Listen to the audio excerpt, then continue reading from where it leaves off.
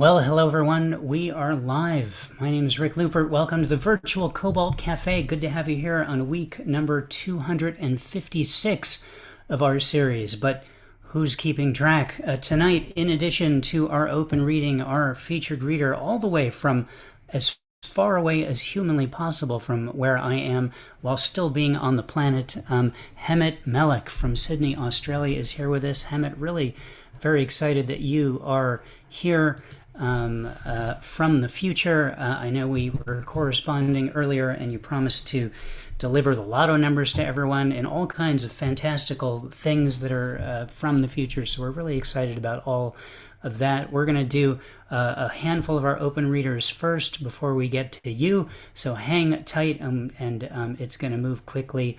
If you would like to read in tonight's open reading and you haven't already done so, please send me a message in the chat and I will be delighted to add you to the list. I see a lot of unread messages while I was busy doing technical things and getting this up on YouTube. So maybe wait till I'm done with my lengthy, rambling opening remarks before you message me, so I don't miss it. And if you don't get a confirmation from me that I added you to the list, message me again when I'm done with these long, rambling opening remarks.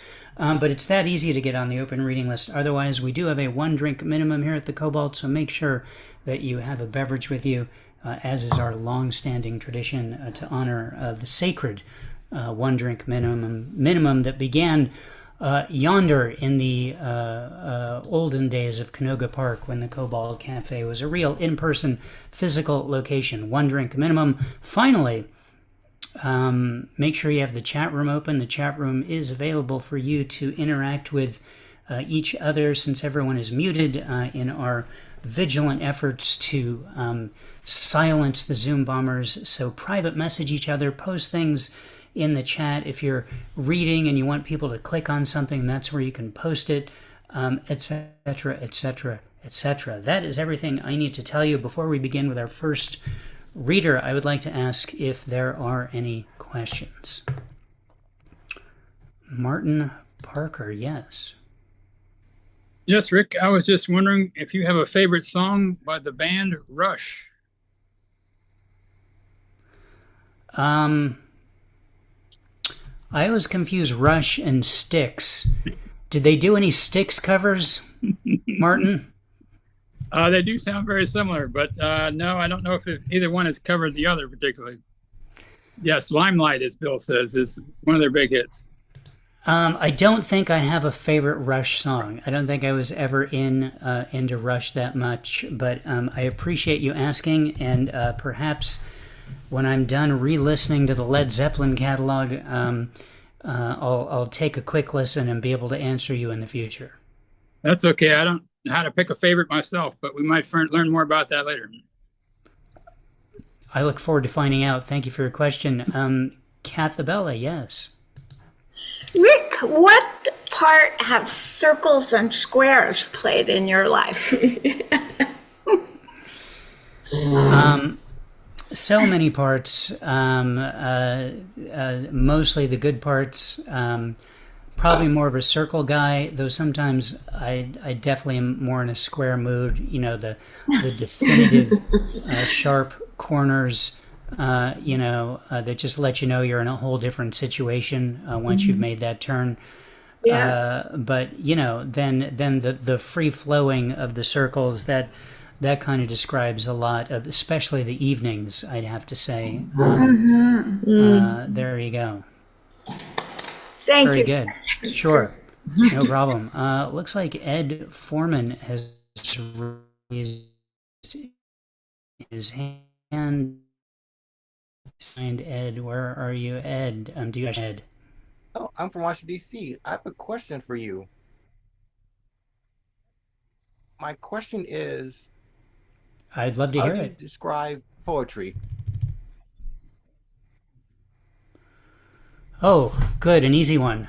Thank you, Ed. I'm going to actually defer that question to all of our upcoming open readers and let them give you examples. And then at the end of the reading, I'm going to refer to everything that just happened and say that's how I describe poetry.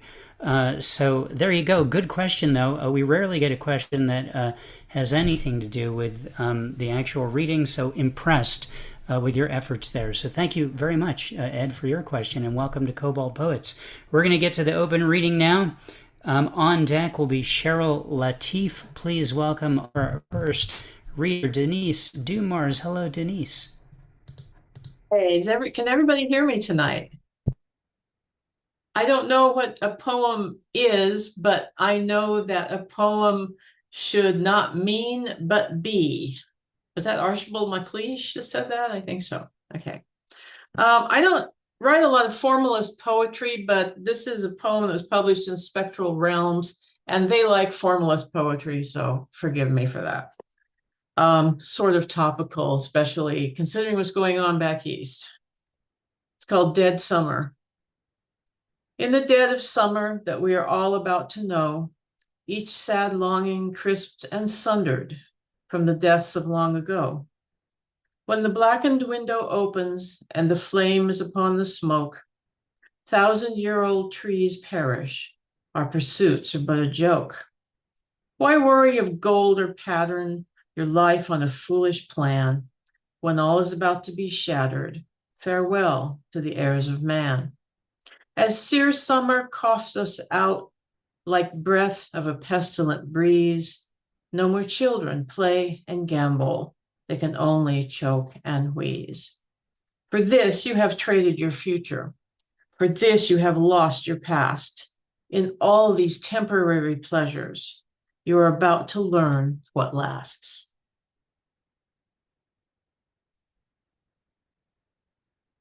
And this one I read recently. It hasn't been published yet, but I feel like I wanted to read it again.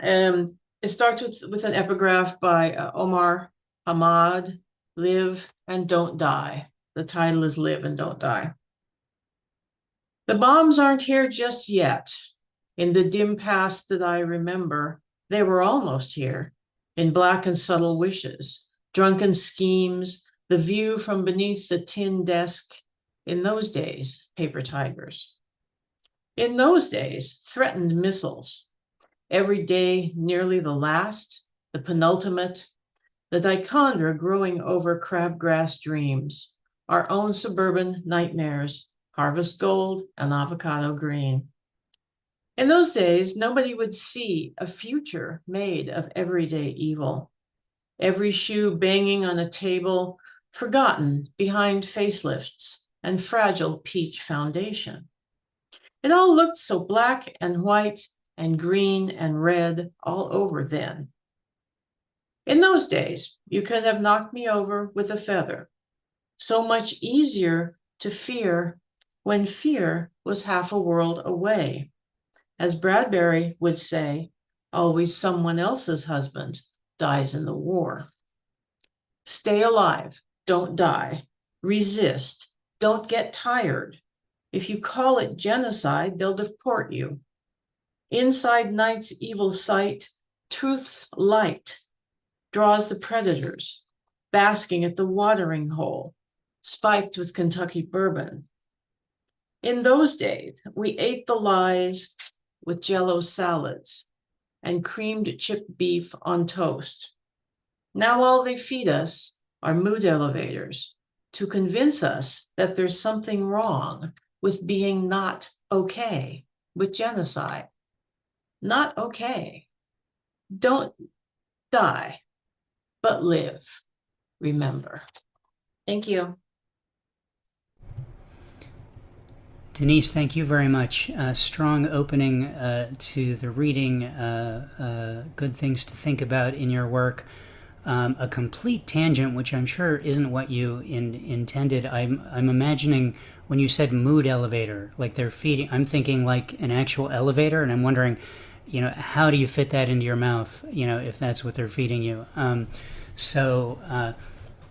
I don't know. Let me know if you have an answer to that. Thank you very much for being here and being our opening open reader. Round of applause for Denise Dumars. Thank you, Denise. On deck, Martina Gallegos. Please welcome now Cheryl Latif. Hello, Cheryl. Hello. Sorry it took me a minute to unmute. Edward, you wanted to know what poetry is about, and Rick gave it to us. I think it's about reaching one another on a very deep level and going through our own processes as well as observing others, both personally and in the world, as was shown in the poems that we just heard. Anyway, that's my little bit. I hope I answered it well, even remembered the question enough. So thank you, Rick, for having me. And I have two poems tonight. The first one was written for an old friend. I don't remember, it's a pretty old poem. It's entitled Looking Back. We shared a Southern California sky from opposite sides of the city. The lives of our lives hidden beneath play. I wonder now if our reverie didn't meet in that place no one dare name.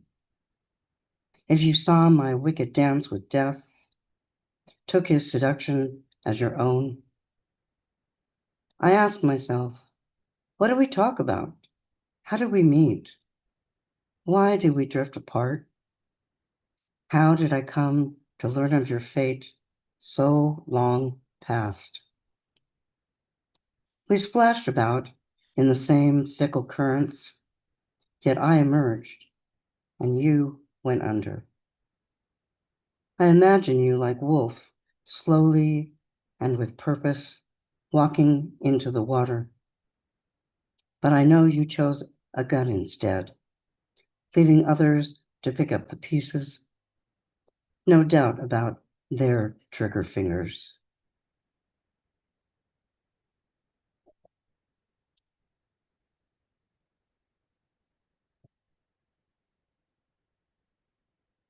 Thank you. And this one is a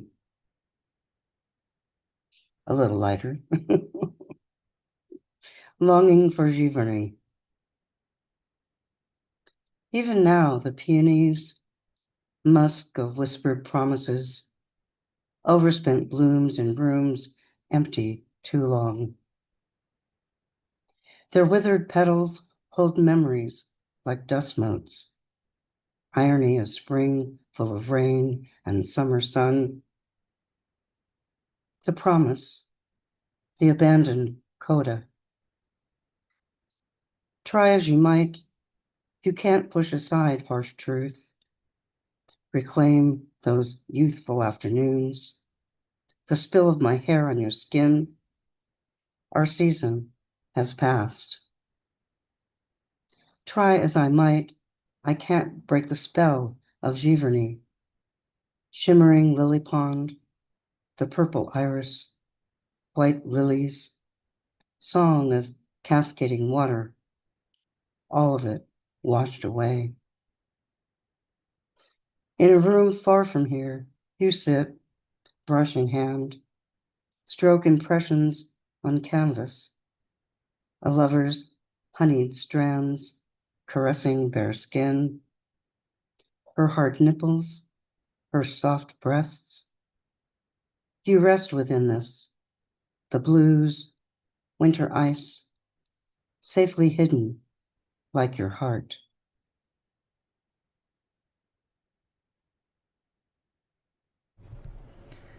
Thank you. Thank you, Cheryl. I love your pauses at the end of the poems. It's always me. Are there more lines coming? Is she finished? But I know your thank you will eventually come and guide me to what needs to happen next, which is these remarks. Thank you so much. Great reading. As always, I'm constantly longing for Giverny, including the first time I tried to go and we got on the wrong train and ended up somewhere in the middle of France and had to just realized quickly this train ain't going to Giverny and had to just go back to Paris, which is as not bad as it sounds, and eventually we got there another time. And thank you for defining poetry as well. It seems like we're gonna solidify the definition of poetry tonight with what people are saying in the chat and speaking out loud. So I appreciate that you chimed in on that as well. Thanks for being here. Thank you. Thank you all. Round of applause for Cheryl Latif. On deck is the collab. Cathabella, Mariko, Jackie, Siggy, and Chris. Please welcome now Martina Gallegos. Hello, Martina. Hello, thank you. I have two pieces that are kind of related. The first one is titled ICE Rejoices and People Die from Hunger. Now ICE walks rampant and kidnaps undocumented immigrants and citizens, and neither gender nor age matters. They grab equally, like in the harvest of corn. And speaking of the harvest of corn, there are already many abandoned crops due to lack of labor, and there is not a single white person in line ready to replace deported workers, much less one who wants to work for minimum wage. And forget about working in the cold, rainy, windy, or hot weather. And no one pulls out a root because they fear their nails will be soiled by the earth. If they ever looked at the hands of immigrants, perhaps their hearts would soften, but that muscle seems to be harder than a rock. ICE kidnaps mercilessly and points their guns at their victims and threatens to shoot them. But the heroes who emerge from these events are not afraid of weapons and continue to defend their fellow citizens. For ICE, no rights are important, and they hide their hostages and isolate them from the families. And while ICE sleeps peacefully in luxury hotels and motels, many citizens suffer from hunger and the elements in the streets. Because in the land of plenty, what abounds are war veterans, the homeless, and young people abandoned by society. Okay. Next one, if I can get to it. Children's plea. Armed bodies and masked faces march throughout neighborhoods and create chaos. People are scared and they run and they cry and they beg their creator to protect their children. Heroes emerge everywhere and defend their neighbors, but weapons, masks, and hateful rhetoric are stronger for now. Children cheer with voices of angels, and they show courage despite the weapons. A child stands in front of his mother, and with a brave voice he tells her, "I'm here, Mom, everything is fine." But the monsters don't hear his pleas. Armed bodies hide their fear behind their masks, but tears that hide darkness roll down, but their hearts don't soften. Every time a child is left alone, a star loses its shine, parents go mad, and families are left to mourn. Why are there so many soulless men who ruin life for others, but they're still bitter? Thank you. Martina, thank you for being here. I always appreciate your social consciousness and the timeliness of your pieces as well. More important work tonight. Thank you so much for bringing it to us. Round of applause for Martina Gallegos. Two more readers, and then our featured reader, Hemat Malak. On deck is Ike Waltz. Please welcome now the collab, Cathabella Wilson with Mariko Kitakubo from Japan, Jackie Chow, Siggy, as well as Chris Kondo holding down the fort in Japan. Hello to all of you. Yes. Hello, Rick. Well, and Hello. Rick, you should turn on the sharing. And I think you'll be able to manage. Oh, yeah. Yeah, you don't need your foot for this. She has a piece of glass in her foot right now. It just, Oh, Yeah, so Yes. I think we'll get through it Yes, it's okay. for now. Anyway, yeah. Yeah. All right, here we are, and Mariko is here with us, and you're going to have a very circles and squares. This is eternal circles, and Rick will be accompanying on a Cobalt. Marika joined our poem, and she found in Eternal, which she's launching this book with Deborah Piccologi. She wrote with Deborah Piccologi. It's her last work because Deborah left us last year. Last summer. But Marika worked hard to bring this into being, and it's her part is Tanku, which is Yes, a bond between friends, right? tanka and haiku's combination, collaboration with my friend, soul sister Debbie. Silent, may I start? Yes. Silent circle, chaos, souls of previous, cherry petals in a dark, silent, solar eclipse. And Debbie says, seasons of life. I stare at the bright ring of totality. Siggy. Conversation, circle round the topic. Needed saying. Square talk with facts, not beating round the bush. Jackie. Sketching globes and cubes. First art class. My life continues to take shape. Melting square scraps into the heads of angels with my jeweler's torch. I reshaped the world. Globes and wings. Can it fly away?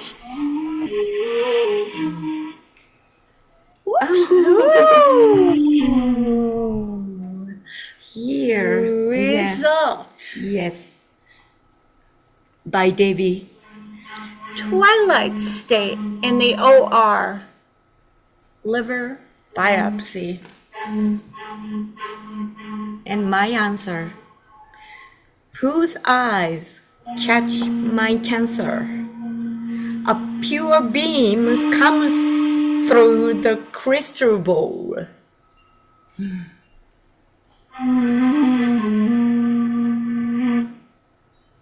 My little people, made of circles and squares. A child at play, chalk and clay, I reshape my world. And Siggy. My circles, curves, and waves. Signature marks. He loves mountain peaks, square corners, sharp edges. Somebody else said that today. Jackie. How I know time has passed me. My red hat has turned pink on my head. My daughter, afraid of the animals looking in her dark square window. I painted pink. Jackie. Collecting pennies from a fountain. The miser's pockets of lost wishes. Full of lost wishes. Okay, cover note. A young Egyptian princess wakes up in a dune with a newborn fossil. A basket floats down the Nile. Sacred Ibis. By By Debbie. Debbie. And Marika. Silence of the universe. I am one of the floating specks of dust.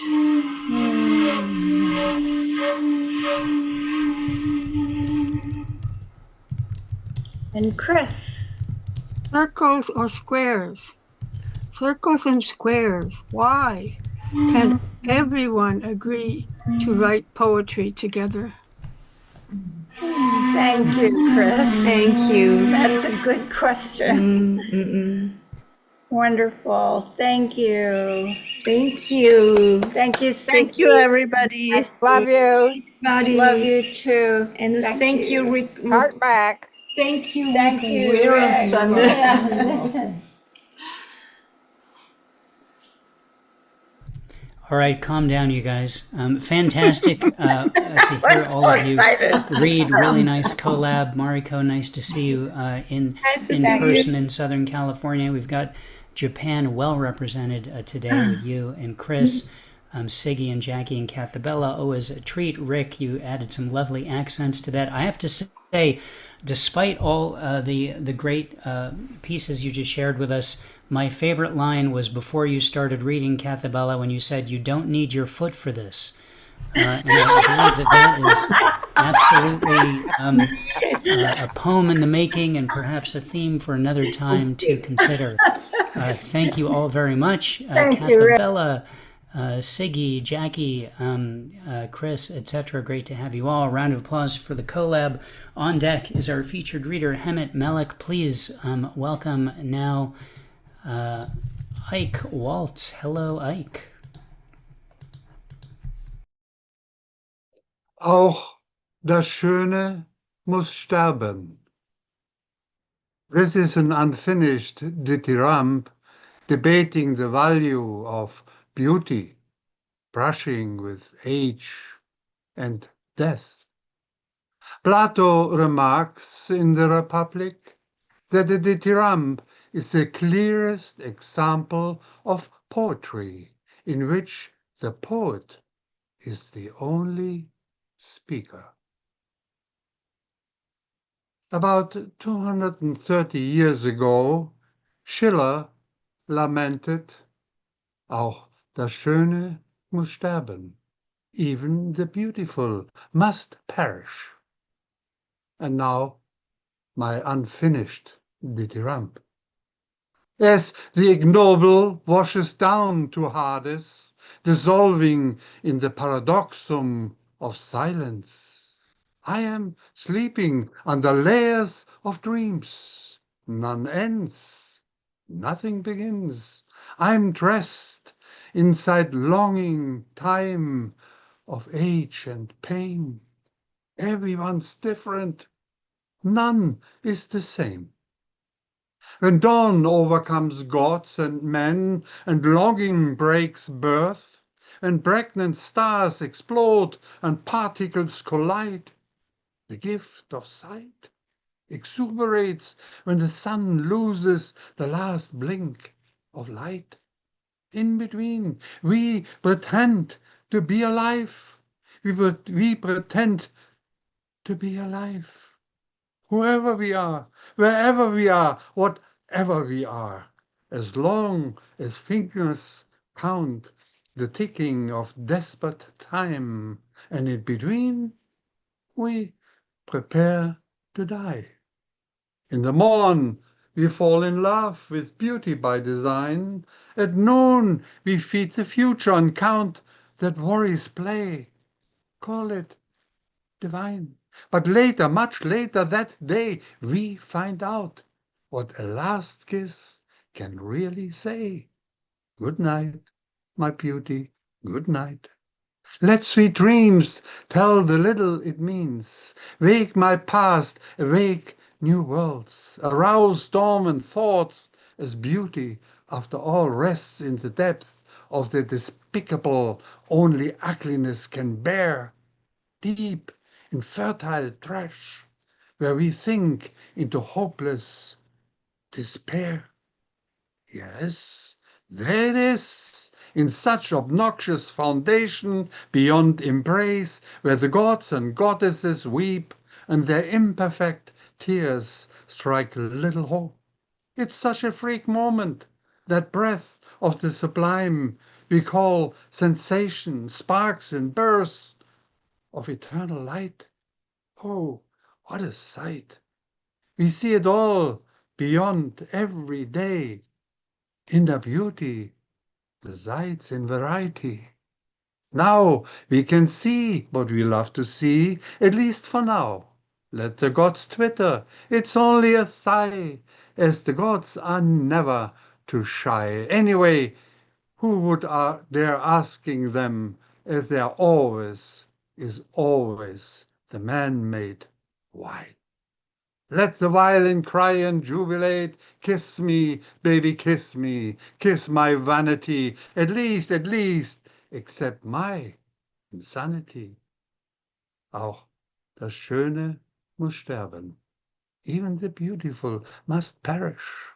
As common ego expires into Hades' infinite fate, whilst beauty somehow never the same provides purpose for life. Yet life seems only a risky game. The eternal, call it the forever now, where time calculates at will and beauty inspires at leisure. Yet nothing seems to stand still. Don't quote the man-made gods, but breathe the earthly spirits. Pray a humbling thank you, whilst you can. As in the absence of your voice, you will enlighten the presence of our silence.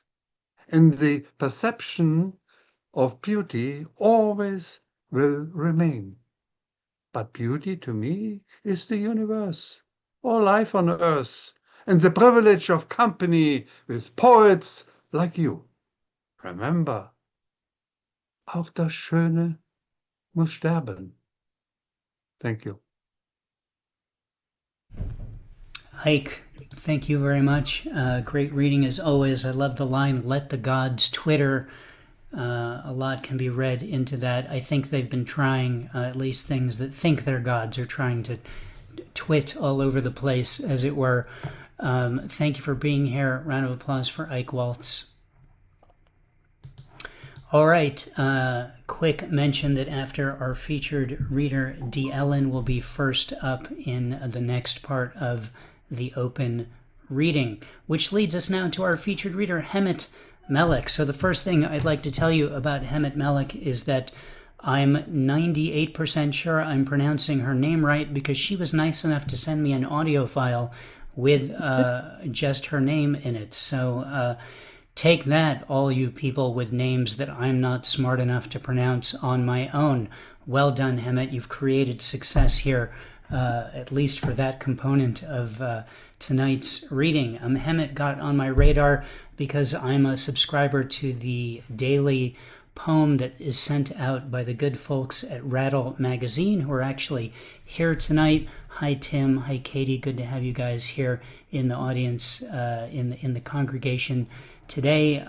You should know that every morning, typically my wife is gone by the time I wake up, so one of the very first interactions of any humankind I get is the poem from Rattle in the email before I get out of bed. So that's probably a lot more responsibility on your shoulders than you wanted, but there it is. That's what's happening every single morning. So yonder, back in late 2024, they sent a poem by Hemat. Turns out Hemat is from Sydney, Australia, which I didn't know when I invited her to read. Not that that would have made a difference, but it's mid-afternoon there in the future. As I mentioned earlier, Hemat has promised to give us the lotto numbers. That's a great bonus. Not even the people from Japan have offered that to us before, so we really appreciate that. Hemat works as an accountant in Sydney. Perhaps by the end of the evening she will have done all of your taxes as well, or at least your books, one of the two. She returned to poetry in 2024, just last year, after over 45 years of distraction. Welcome back to poetry, Hemat. It's awesome to have you back in poetry. Hemat's writing often responds to life's frustrations and the search for meaning. There you go, Edward. That's something to think about as you are putting all these things in defining what poetry can be or is. She loves the magic of poetry most of all, that invisible hand that reveals secrets when you allow it. Hemat is a Best New Poets nominee, and her poems have appeared in places including Rattle, Rockford Street Review, which could be Rochford Street Review, but how can you know if Rochford Street Review doesn't send you an audio file of how to pronounce their name? It's impossible. Catchment Literary Journal, Locative Magazine, Short Stories Unlimited, and Anthologies from Westwards and W.A. Washington Poets, I'm guessing, but that could be Western Australia Poets.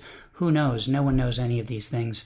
What I do know, Hemat, is I'm really happy that you're here. Thank you so much for coming to us from the future. Please welcome our featured reader, Hemat Malak. Thank you so much, Rick. I feel so special to be here in your community. Thank you. I really appreciate the invitation. Okay, I have a few poems for you today. I'll start with a short one. The Vanishing. And then came the day her coffee mug went straight through the table, smashed on the floor, and she realized only the walls remained. It had been a slow leaving. Her husband, the children, her reflection. More slipping than slamming. Paint chips, loosening of chair legs, dulling of eyes. She edged around the places they had stood and went outside, kept walking. And now that we're walking, we're going to go straight into a serious poem. This is on lizards and other questions of survival. The well-I never leaf-tailed gecko in the garage yesterday, that I shuffled back outside whispering, I love you, I love you, I love you, is back today, his little head held up in a darling question mark, looking at me like a puppy. Is this your new home, Munchkin? But I can't love him, in case he doesn't survive in here, in case this is the way he's meant to go, gifted the magic of a last shared moment, echoing behind his eyes to the next life. Then he'll come back as a moonchild, a healer, a keeper of mistakes. I've wondered if I lived unlike the others by mistake, if I'm really the eldest or just the eldest survivor. Did my mother pretend swallow the baby poison he spooned each time her belly foiled his plans? Did she not dare love me as I first fluttered inside, just in case? Was there a gecko on the wall behind her to distract him so she could spit into her handkerchief and swallow a fortress of angel light instead? Did she hate her useless hands and hide them in the pockets of her dress, closer to her buried gems? You couldn't leave so easily back there, back then. I might have poisoned him instead, but my story was hieroglyphed further down the wall. I wonder what snuffed the last ember of their love. I hate saying that, their love. The Arabic word for narcissist is narjisi. If she hadn't learnt the word, she must have known what it meant. How a dream can grow into a stonemason and carve a woman into a sarcophagus of shrining tiny, hopeless whales. Oh, fate, why cast me in the image of that spooner of misery? But the bony hands of the pharaohs have snatched him. I stick out his chin and inhale.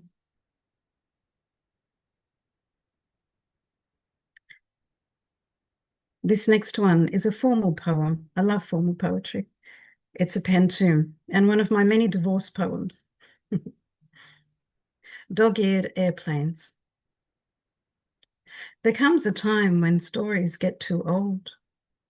You read their pages till they wear and dry. I think I lay for years in pages' folds. I tear them now and make airplanes to fly. You read their pages till they wear and dry.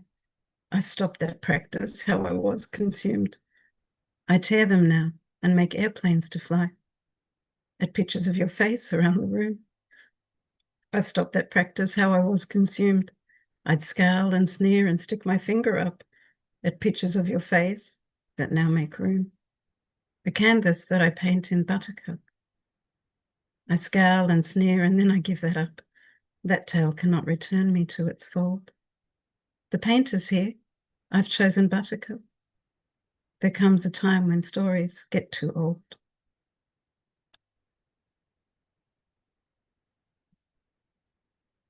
Thank you. We'll stay formal and move to a sonnet on my mother. Hush, mother. I wonder why you need to talk so much when silence is like heaven to my ears. The most mundane of tales to you is such a fascination I must stay and hear. I feign a pressing need to head to work, instead to sit and marvel at the peace that reigns in air that's empty of your talk. How calm the world becomes when your words cease. Your tide of talk is orphaned from the moon, which tries and tries to move it, no avail.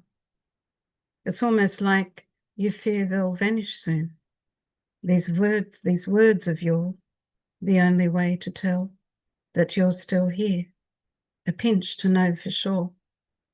And what a treat if someone listened more.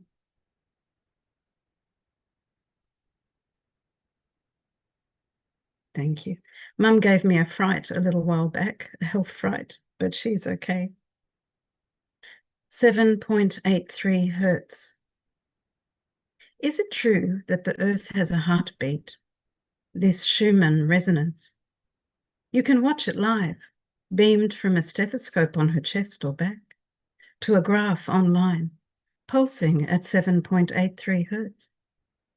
We live inside her, not on her, Schumann said, and she dances to this music, humming to her belly, which she holds with warm, rivered hands. My cheeks flush. I sway. Today, when Mum didn't answer after I repeated that the pineapple had spoiled, I looked up to see her left leg pulsing like my sister's would when she used to drink too much coffee. But Mum hasn't drunk coffee for ages, and her right hand was down near the chair leg, and it was pulsing too. The sound plug fell out, and there was just static.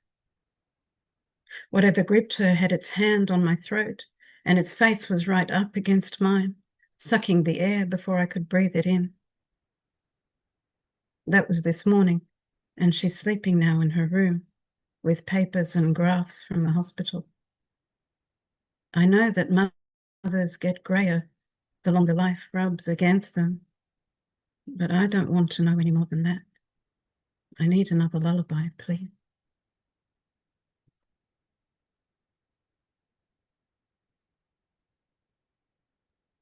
This next one has an interesting phobia inside it. How crossed scissors cut. My mother, though she's good at math, fears the number 4, a dread bestowed on her by Kim, her friend from Vietnam. Tetraphobia, leaping from the Asian world, roams lost through Mum's born in Egypt brain, jostling for room amongst bloated superstitions of warding off a hex with an evil eye medallion, keeping shoes right side up to not offend the gods, and ensuring peace in families by storing scissors closed.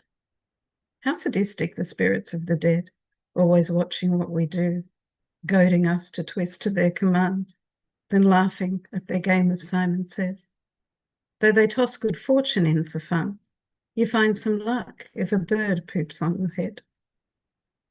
There's something weirdly comforting about a people sharing myth, cowering together against the gods, superstition morphing phobic and lurching through the streets, the homes, the barber shops, the whole country with its scissors closed, shoes lined up like loaves of bread, and crowds beneath great flocks of well-fed birds. But back to tetraphobia. Tetra because we're friends. Wildly gesturing from my mum to move the party to a different date, place another peach into the bag of 4 at Coles. And the car you thought was such a find must be let go for its wretched number plate. Never mind my sister who called to say they'd finally found a house to buy, then stuttered over number 46. But Mum, 4 + 6 is 10, which then is 1, so that's okay, correct? But no, numerology's a knave in the court of Tyrant 4.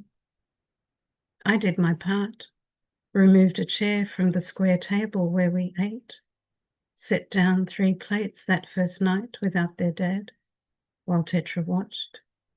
He doesn't eat, just hovers there, counting in my head the numbers fate allows for all the times I left my scissors crossed.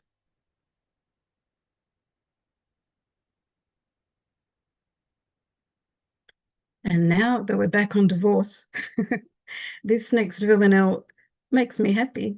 It was a prompt poem of the month at Rattle last year. Smoking ceremony. You call me arsonist, mad firefly. Our photos curl and crackle in the sink. Those years together burn, smoke thick with sighs. I watch the tendrils dance to cleanse the sky, which colours now in hues of rose and pink. Call me artist, my madness paints goodbye in letters on this canvas nearly dry. Make no mistake, this is forever ink. The years are burned. The smoke has choked our sides. The letters starburst into butterflies. And here's a toast to which we both can drink. From arson's match, we made 2 fireflies. These children smelted from our mouths and eyes. Our love left bubbles as we watched it sink.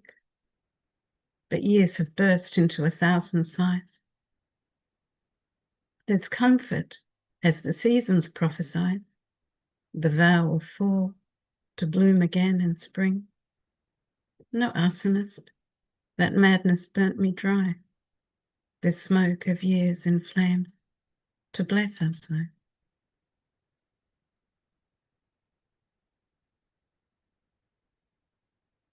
Here's one for the gamers and the seekers. My dear avatar, I've chosen your skin with care, paid for an upgrade, given you a cachet of loot and placed you in play where your skills can unlock more and I can feel what it's like to win. I watch your impossibly small waist twist as you run untethered on this console in my lap. You don't hear my whispers, so intent are you on the whirs and claims of the game. I paste stars above you, pointing to tomorrow, slide spheres around your head to time your days. When you look over your chiseled shoulder, your eyes are focused on the foreground, can't make out my form, the sky. You've gotten so good at this, building worlds and leaping between them, a gazelle in fighting kit, searching for rubies to light your eyes, keeping stats as you level up on a sheet of glass. Do you still think you're human, my precious? As you respawn, the game remastered over and over. My hand waits beneath you. Which Easter egg will crack this glass?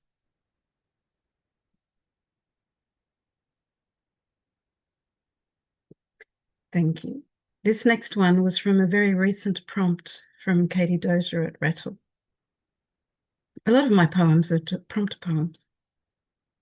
No backdating, the record's retention policy states. With an epigraph from The Gambler by Kenny Rogers.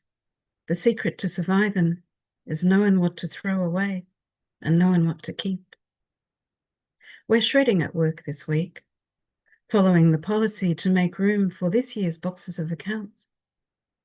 We hired a big blue bin that gets taken away, its contents destroyed, and then a certificate arrives by email, an award in place of all that work.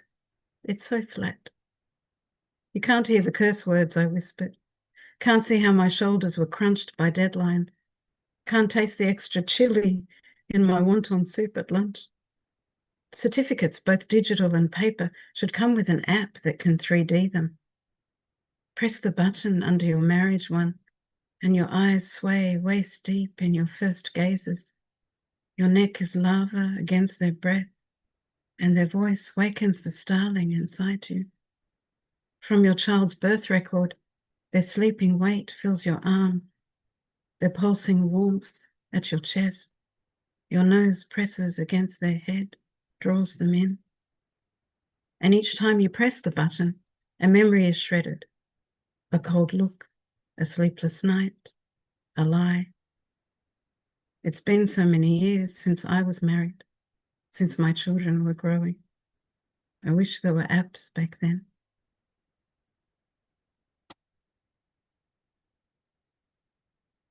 And this is my last one, a very short one to say goodbye. Her mother didn't think to tell her.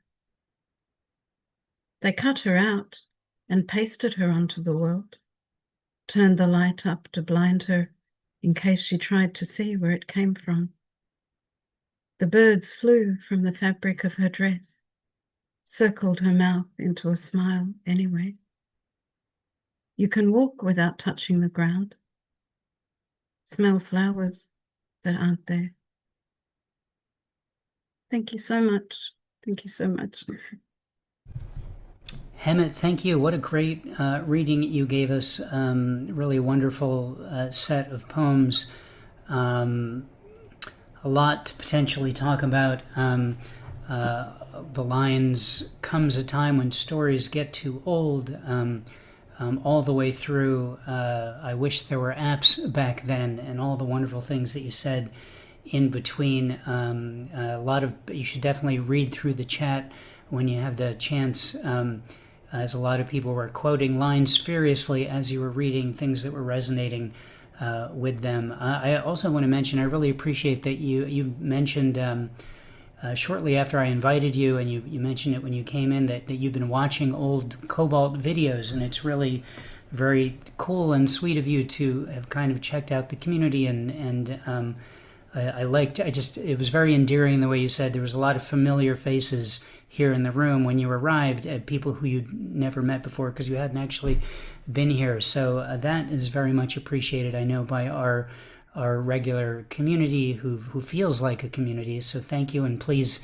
consider yourself a part of it and look for your face in the boxes going forward, and please come back. I realize it's the middle of a workday in Australia, but I would just take Wednesdays off and be here if you could. There you go. I'm gonna share the broadside that I made for your poem, but first paste some things into the chat. There are the things pasted, and here is the broadside for the poem Blue Riff that you sent me.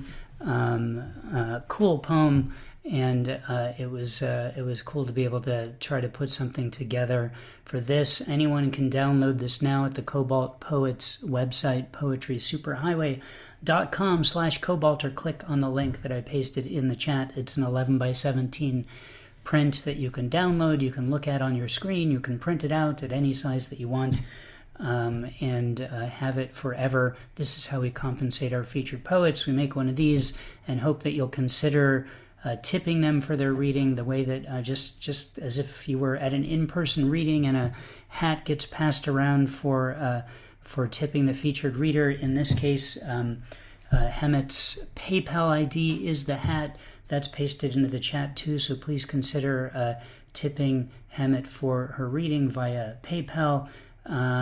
She's got a couple of books, I think unrelated or sort of related to poetry. Do you want to talk for a sec about what your books are about? I know they're 10 plus years old, but they exist. Oh, thank you for mentioning. They are 10 plus years old.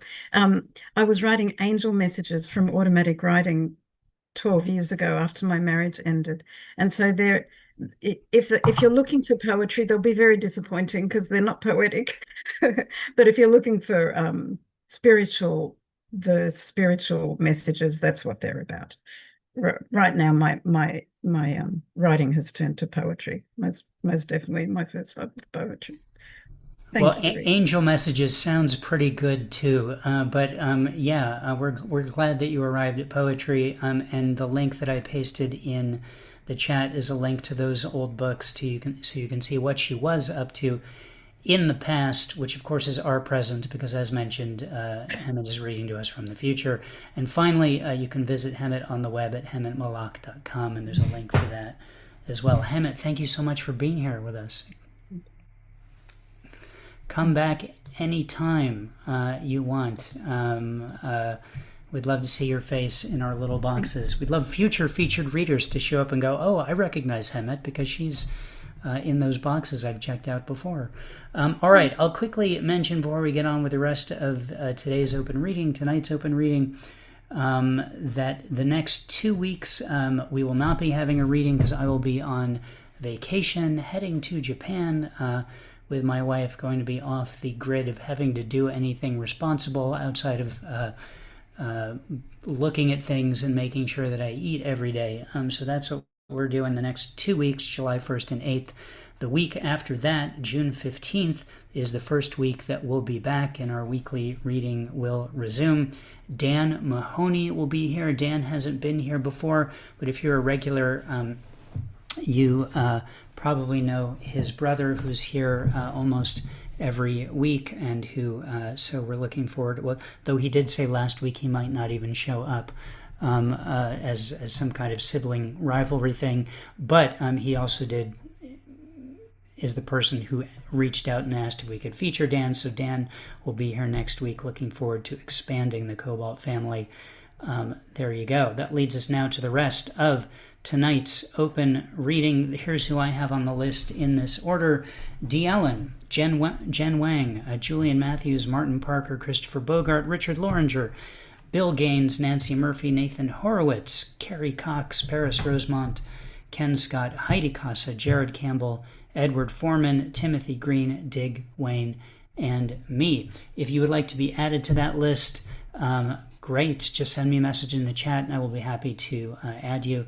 If you didn't hear your name there and you already did that, I'm sorry that I missed it. Lots of messages have been coming in. Busy night at the Cobalt. Just send it again and happy to add you.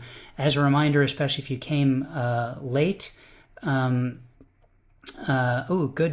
call, Nancy. Did we say one more round of applause for Hemat Malak? One more round of applause for Hemat Malak. Yes. There we go. Anyway, as a reminder, if you came late or just forgot, it's 2 poems maximum, and our suggested time limit. Listen closely because there's a lot of people on the list. Our suggested time limit is less is more. There you go. On deck, Jennifer Elise Wang.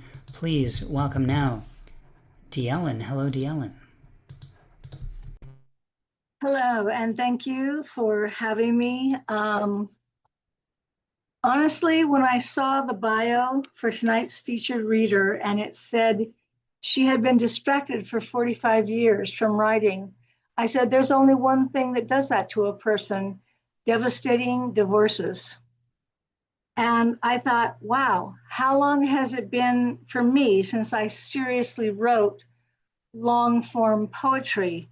And it was, 53 years ago during my first tumultuous divorce. And this one is for Hemat. I don't think she's still here, but I hope someone will get this to her. This is when I knew it was first going wrong for the very get-go. It's called A Conversation Along Highway 1. We let the rain speak for us, the constant pattern of melted words pouring from our hearts. It is the only sound as we drive for hours down a lonely highway, looking at a coastline where the fish swim in rainbows. Perhaps we are at different ends of that rainbow. One man's pot of gold may not glitter for another. Who is to say which is tarnished? My face remains frozen and fixed to the window glass, where the raindrops roll like synthetic tears on my cheeks. It is difficult traveling with you. Rather than pull us together, this is just one more journey that separates, that isolates, like the concrete divider in the center of the road. A kind of protection, really, where I finally have something to say to myself, if not to you. I have not written for so long. My pen is as rusty as my heart. But there are these nights spent in little motels where you fantasize me as another woman, never satisfied with the woman I am. And the darkness wraps us into different dreams where your nights are not the same as mine. At this point, even the ends of our rainbow disappear. Thank you. Well done, DLN. When you can make art out of terrible experiences, you're reassuming the power. So well done there. 53 years is a long break as well from doing that. So welcome back. Thank you for being here tonight. Round of applause for Dylan. On deck is Julian Matthews. Please welcome now Jennifer Elise Wang. Hello, Jennifer. Hey, so I've got two, and in keeping with Pride Month, more queer poetry, and Hemat brought up Rattle poetry prompts, so I dug up a really old one.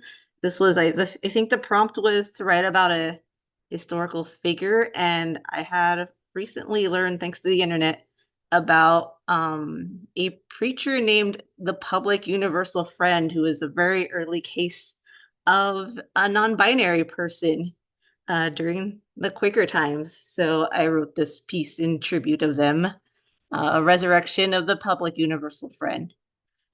Trans and non-binary were not labels you knew back then. However, you buried your birth name and threw away your gender, even though writers continue to unearth that dead name and insist the Public Universal Friend is a woman, or worse, a charlatan. Undermining dogma and norms brought critics indeed, but you focused on love and universal salvation, drawing all creeds and color to your flock.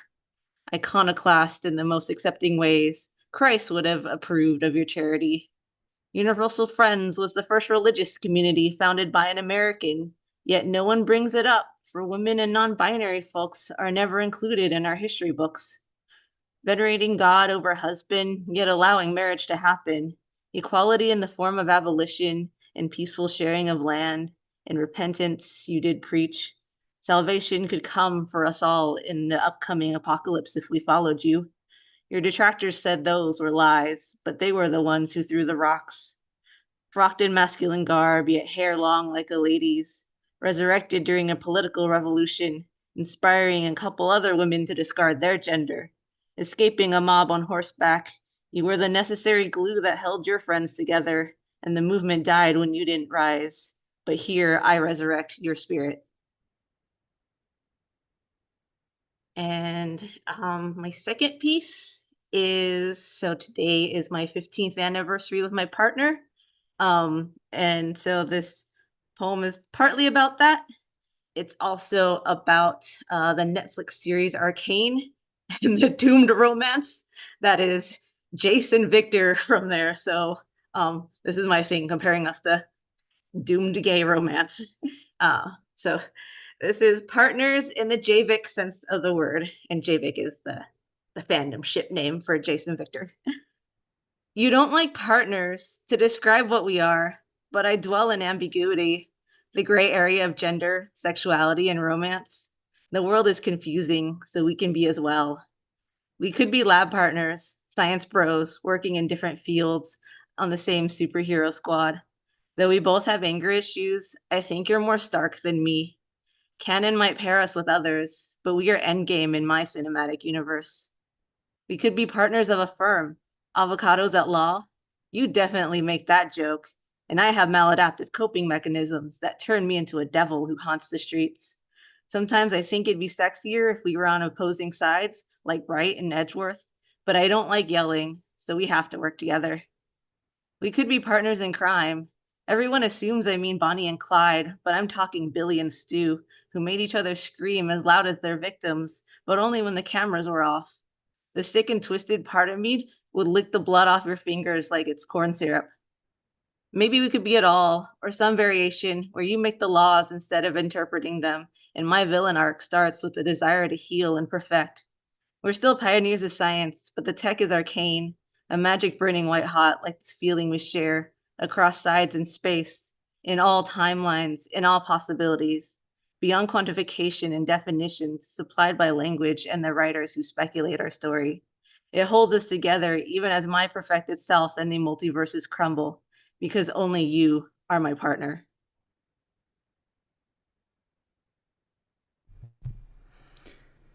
That's awesome, Jennifer. Happy anniversary to you and your partner, and for your ongoing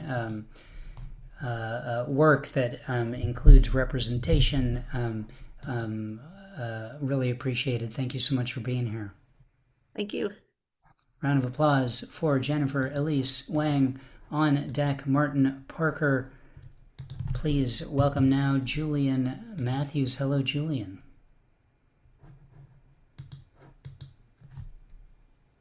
Hi. Oh, share screen.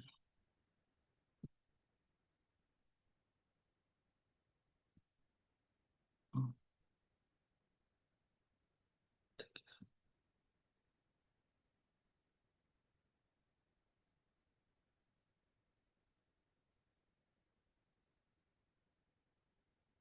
Oh.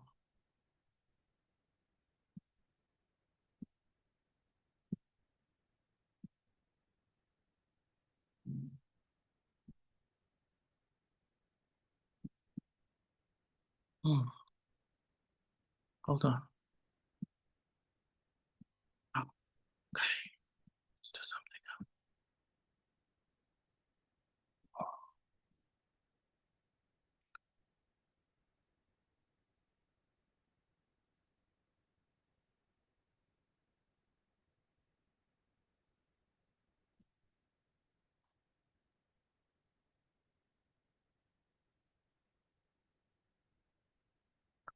Saris, jeans, and Jagger. Come and take Mom's saris.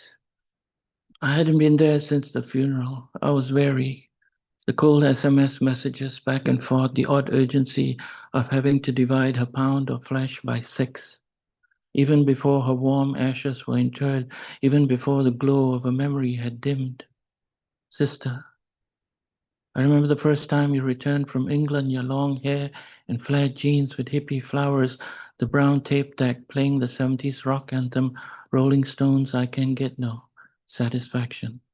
That was all the rage in London.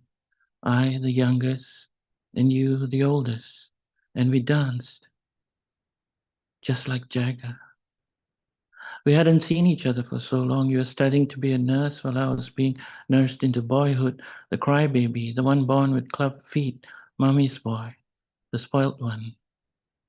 Why do people say spoilt? Like as if we were milk that went bad. Like as if we had gone past our sell-by dates, to be discarded in bins behind supermarkets. I was human too, just like you. Nervous breakdown.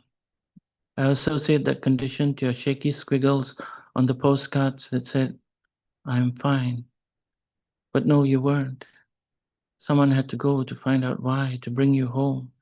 The nurse was broken, and it fell to Mom to put you back together. Mom, my mom. Chinese by birth, Indian by upbringing, barely 5 feet in her potu, sarongs, and her saris, who pulled my nose to make it less like hers, who taught me those wonderful Tamil words, mutal, kurungu, sanyan, and my favorite specifically for dad, karpu sutta velakaran, a phrase that came about from that year they were in England together with you. The pristine black and white photographs are proof of it. You were the special one. You had them all to yourself, mommy's and daddy's girl, in pure happiness, unspoiled, uncrying, playing in the white, white snow, the place where you returned only to be defiled. You graduated and entered a mental institution as a nurse, but came back as a patient, shelved, awaiting your sell-by date, to be discarded in a mental bin. But you were human too, just like me. When you came back, you were mostly in your room, drugged, distant, disconnected. We never danced like Jagger again. There was no satisfaction to get. But you got better, you got a job, you grew your hair out, you're beautiful again. Then it happened again, and again, and again, and I saw Mom pick up the broken pieces of you and her heart, never being able to put them both back exactly right again. I will never understand the roller coaster of your mind, like I will never understand the roller coaster of my own life. Sometimes joy, sometimes dread, always moving. The first time it happened in front of us, it alienated us, 5 other siblings forever, like petals of a flower pulled apart, and you in the center, never to hug, never really close, always very, always close. Cold, never getting close, choosing friends, never trusting. Love you not, love you not, love you not. And so Mom took you in when all of us turned our backs against you, her love for you, unconditional, ours as cold as the air condition in the car now. We came for her saris, to claim only the 6 yards that wrapped her, though miles and miles unwrapped the distance between us. Silkworms died for this, so we could connect the fractured, frayed fabric of our lives. At least one for my daughter to remember her by, and at least one for my wife, we said. You were singing in front of a blaring TV, turned to our dead mother's channel, Varnaville, maybe even dancing by yourself. We chose the saris. We ate. We laughed. We showed you how to use WhatsApp, your first new purchase from her spoils. I showed you how to brighten your Samsung in the daylight. You at first refused, shy of your ignorance. Then it brightened. You took the phone back, flicked it back to normal, dimmed, then flicked it back to bright again. You glowed. Our eyes met. And for the briefest of moments, in this jagged life, we danced again. Thank you. Julian, thank you. Powerful memory that you brought us today. Thank you so much for sharing that with us, for your vulnerability, for your work, and for helping our reading tonight be a 3-continent affair. Julian's reading to us from Malaysia. Of course, Chris from Japan helped with getting Asia on board as well. Round of applause for Julian Matthews. Thank you, Julian. On deck, Christopher Bogart. Please welcome now Martin Parker. Hello, Martin. Hello again, Rick, and good to see everybody in the room here. Good to see Eddie Poetastic Foreman in the house.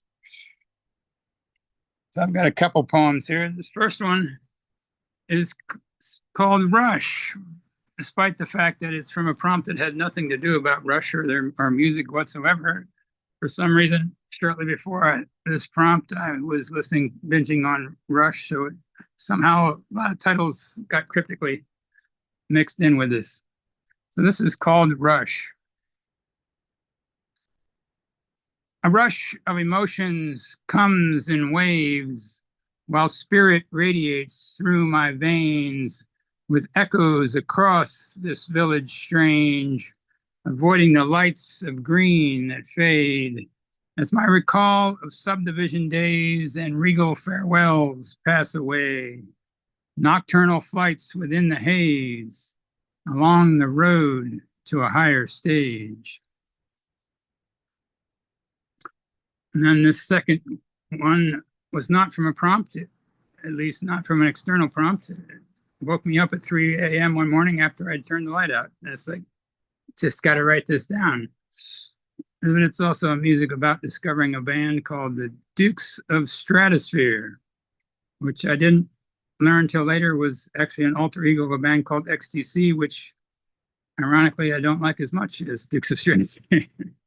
But this is called Stratospheric Journey. It was 25 o'clock in the cosmic confines of the Penguin Feather Record Shop, where psychedelic sounds of the dazzling Dukes fell out of the sky and did not stop from that day forth until the end. The virgin ears of my sister and I would never be quite the same again. We pooled our cash in order to buy that vinyl disc encased in clouds of swirling multicolored lines and fonts that did a rhythmic dance around the images filling our minds. So thank you very much, and I'll put my usual thanks in the chat in case anyone wants to check out my artwork. Thank you, everybody. Thank you, Martin. Thanks for the musical interludes, as it were. Ironically, I probably could have named the song Dear God by XTC had you asked about that at the beginning of the affair. I had to look up Tom Sawyer. Oh, yes, that song, that classic rock song. Of course, I know that one.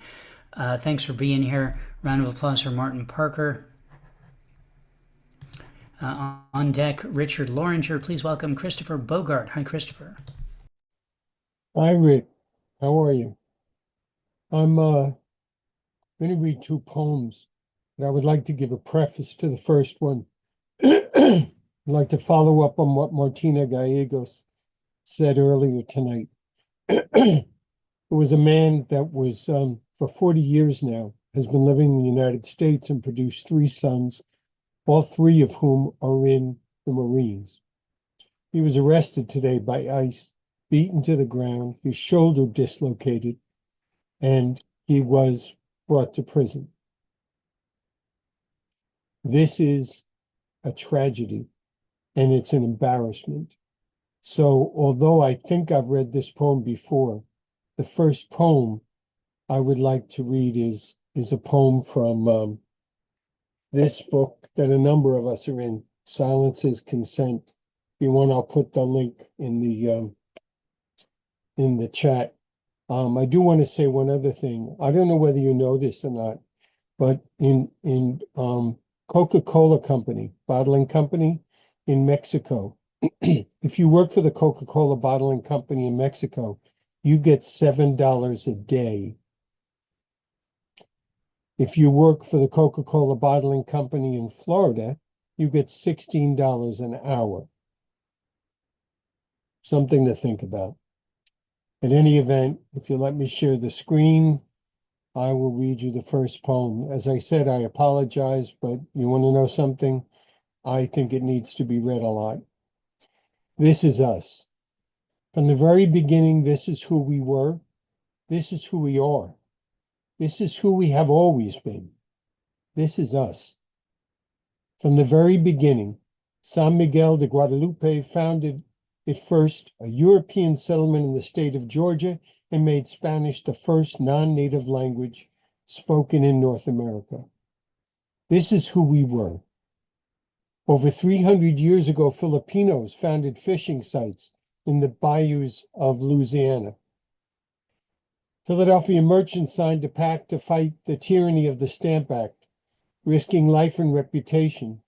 Jewish colonial Matthias Bush was the very first person to sign. Crispus Attucks, an escaped black slave, was shot by the British on Boston Commons. He was the first free man to give his life in the struggle for America's independence. Yusuf Ben Ali and Bumpet Mohammed donned colonial blue and fought side by side with their Christian neighbors in defense of their new homeland. Aaron Solomon stood shoulder to shoulder with the recruits of the Gloucester Volunteers facing smoke and fire at Bunker Hill. Francis Salvatore, a Sephardic Jew, rode out on horseback to raise the alarm. He gave his life to keep his neighbors safe. Thomas Jefferson studied the Arabic language from a copy of his own Quran. He was the first president to host an iftar to mark the end of Ramadan. His Quran is still in use today. Henry Blair was the first Black inventor to get multiple patents for his many inventions, yet he could not write his own name. He signed with an X. Chinese laborers in sweltering heat laid mile after mile of hot metal rail for America's transcontinental railroad. This is who we are. Martin Luther King led a movement that resulted in the passage of the Civil Rights Act, ending institutional segregation. Dr. Luis Alvarez won a Nobel Prize for his work with subatomic particles, microwave beacons, landing protocols for airplanes, and a theory for dinosaur extinction. Dr. Mario Molina won his Nobel Prize for his research into CFCs and the threat they pose to the ozone layer. The world's first patent for color TV was given to Guillermo Gonzalez, a naturalized citizen from Mexico. The estimated number of migrants toiling in the fields of California today is about 2 million souls. This is who we have always been. 6,000 Muslims, 60,000 Asians, 64,000 green card soldiers born to poverty in Central America serve in our military's uniforms today to protect the freedoms we all enjoy as citizens of the US of A. This is us. And the second poem I want to read for my buddy Eddie, who asked what poetry is. Eddie, I got to tell you something. It's nice to see you here. I hope you come back. And on top of that, if you don't know what poetry is after listening to all this reading tonight, you're missing. This is a poem I wrote about 20 years ago. It's called A Poem is a Stone. A poem is a stone skimmed over still waters, leaving concentric circles in its near-perfect wake. A poem is a gentle breeze that rustles dry leaves, releasing them from distant trees and sending them on their journey to the frozen ground below. Poems are brief gusts of wind on brittle branches, tapping tattoos against frozen window panes in vain attempts to enter. Poetry is symphony. Its sonorous sounds resound, like the lone bow stroke of a cello, excite like the flight of slender fingers plucking willingly on heartstrings, born of the throaty notes of an English horn. Poems pound the brain like mental rain, forming puddles in the mind that slowly saturate its soil, there to boil in deep wells of thought, brought about by the sound that abound around words. Eddie, you know how to write poetry. You've been writing it for a while. Christopher, thank you so much for your work tonight, for your ongoing efforts in promoting silence as consent, and for helping us definitively define poetry tonight here at the Cobalt. We appreciate it. Thanks for being here. A round of applause for Christopher Bogart. On deck, Bill Gaines. Please welcome now Richard Loringer. Hi, Richard. Hi, and good evening, everybody. So I just have one poem tonight. It's a little, well, I just have one because it's a little longer than my usual. And it's also brand new, which is odd because I often am writing prose these days, but, and it's also a new queer poem, which is attempting to address gray sexuality because I'm gray, which is halfway between. No, anyway, I don't want to try to define gray sexuality, but it's not the most recognized of the queer groups. In fact, we don't even have our own letter.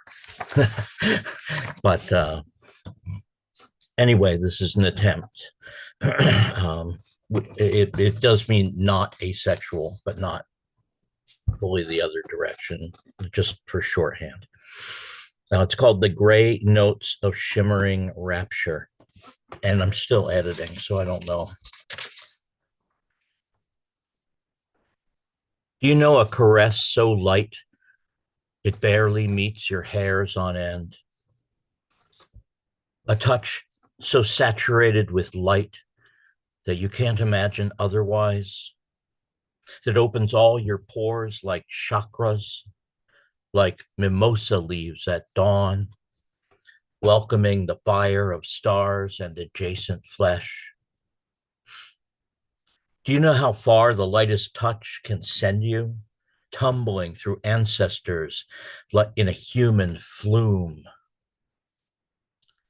Or how, in the light, eyes locked as if fused, you, a rush of vis vitae, channeling nerves white-watered and arcing nipple to nipple, throat to throat, where we become two pulses synchronized in absolute song that rings sense from deep memory, nascent and thrumming the spine, the groin, the soles of the feet, bodies merging in the umbra of molecules, in the salt of the skin.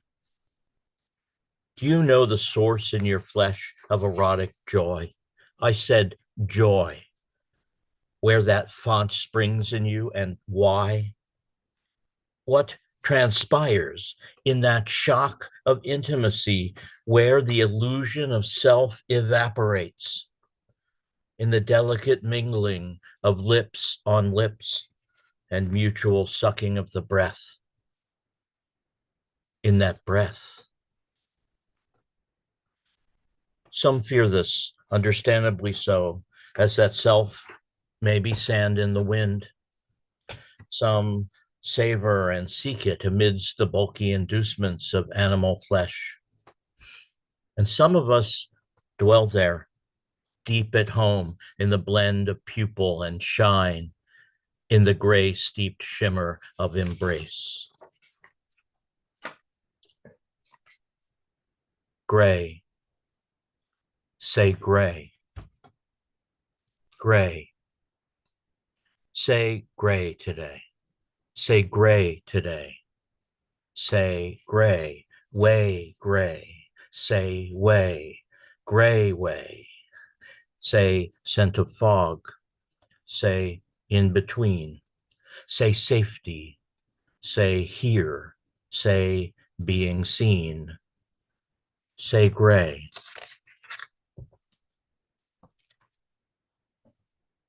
What is a gay man without his dick stuck in something? Probably asleep.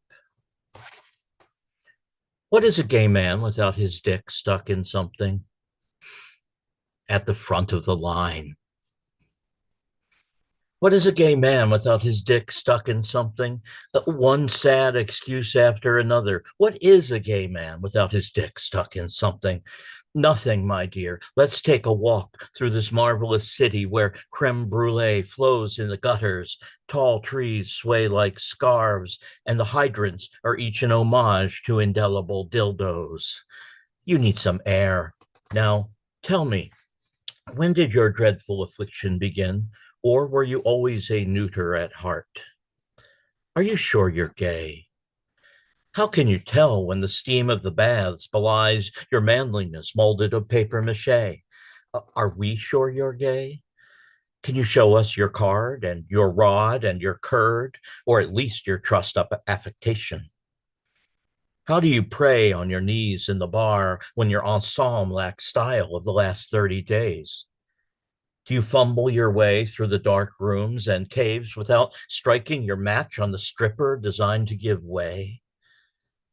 Are you sure you're gay? Say gray. Say gray in the intricate room of dearth. Say gray in the earth. Say gray in the roots of the rose. Say gray in the floret that spills into day. Say gray until night steals your heart. Say gray until hearts beat of steel. Say gray in the comfort of real. Say, I know what I feel. Say, don't tell me what I am. Say, sound familiar? Say, gay. Say, I know what I am. Say, the grass knows too. Say, why don't you? Say, I'm going to lie down here a moment with someone who does.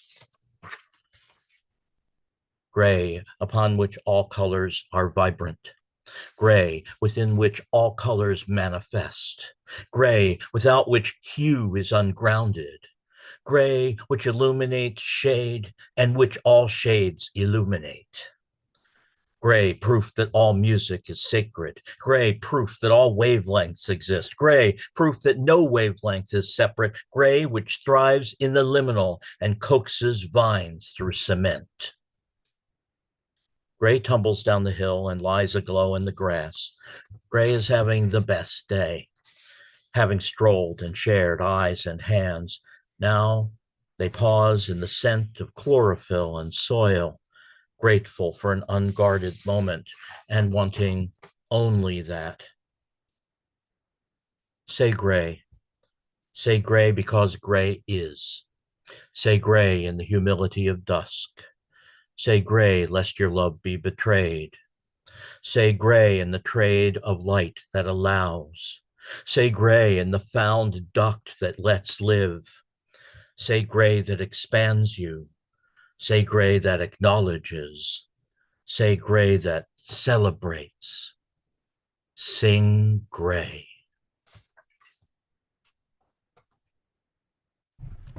I hope that was, I feels like that was a little long. I haven't read it out loud. I hope that was okay. Richard, it was okay. Thank you so much for being here. Must be a cool feeling to have written something so epic and have the chance to share it. Thank you for sharing it. Sure. I don't do personal too often, so yeah. We're going to work on getting you a letter. I'm pretty sure Y is available. You might go for F too. I know that no one's taken that yet, so it's just something to consider. So just take your pick, and we'll get something going on the internet to get something as needed. Thank you very much for being here. Rick. Round of applause for Richard Loringer, everyone. Moving on deck, Nancy Murphy. Please welcome now Bill Gaines. Hello, Bill. Hello, hi. How are you? I have a very short couple to follow up Richard's there, so I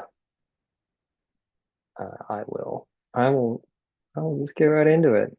The first of my two short poems. This is called The 1812 Overture, but the canon guy fucked up. The loud omission drowns out the melody where silent breath finds satisfaction. Spoken music holds the floor, and outward fumbles the cannonball. A little too late, and a little too soft. But gosh, it made a tale to tell. And a piece. Thank you. And the next one is called Moon Over My Shoulder. Excuse me. Don't look now, but the moon is watching. She knows what you've done, and she doesn't forget. Every dumb and sinful deed is written down. The judgment's never wrong. But do go on, keep living, like the question is in play. Your buried hatchets will never rise from their graves. And if it takes being alone, sitting next to someone with the moon watching over your shoulder to see what needs to change, the midnight bus to the strips is as good a place as any. Thank you. I'm not sure this reading's going to end in time to get on the midnight bus, Bill, but a good tip there. Thanks for your poems tonight. Well done. Nice to see you again. I think we missed you last week since you've been coming on a regular basis. It's been a chaotic month. Yeah, since you've been coming on a regular basis, we now get to point out when you're not here. Great. And it goes on your permanent record. So there you go. Noted. Thank you for being here tonight. Round of applause for Bill Gaines. On deck, Nathan Horowitz. Please welcome now Nancy Murphy. Hello, Nancy. Hi. Hi, everybody. Hi, Rick. Thank you. Hemat, is that correct? That's beautiful work. And yeah, the whole question. Okay, I found this quote from Alicia Ostriker that she said, prose explains and poetry penetrates. And she talked about the silence that's in poetry. What's being said is just as important as what is not said. And it's about things that are not just about what's being said, but what is felt. So I really like those descriptions. All right, so whatever I hear before I go on always influences what I'm going to read. I change it about 5 times. So this one hits the mark on divorce poem, which I like as a category, and summer. It's one of my first published poems. It was in the Baltimore Review. I'm not going to say how long ago. And where is it? Here it is.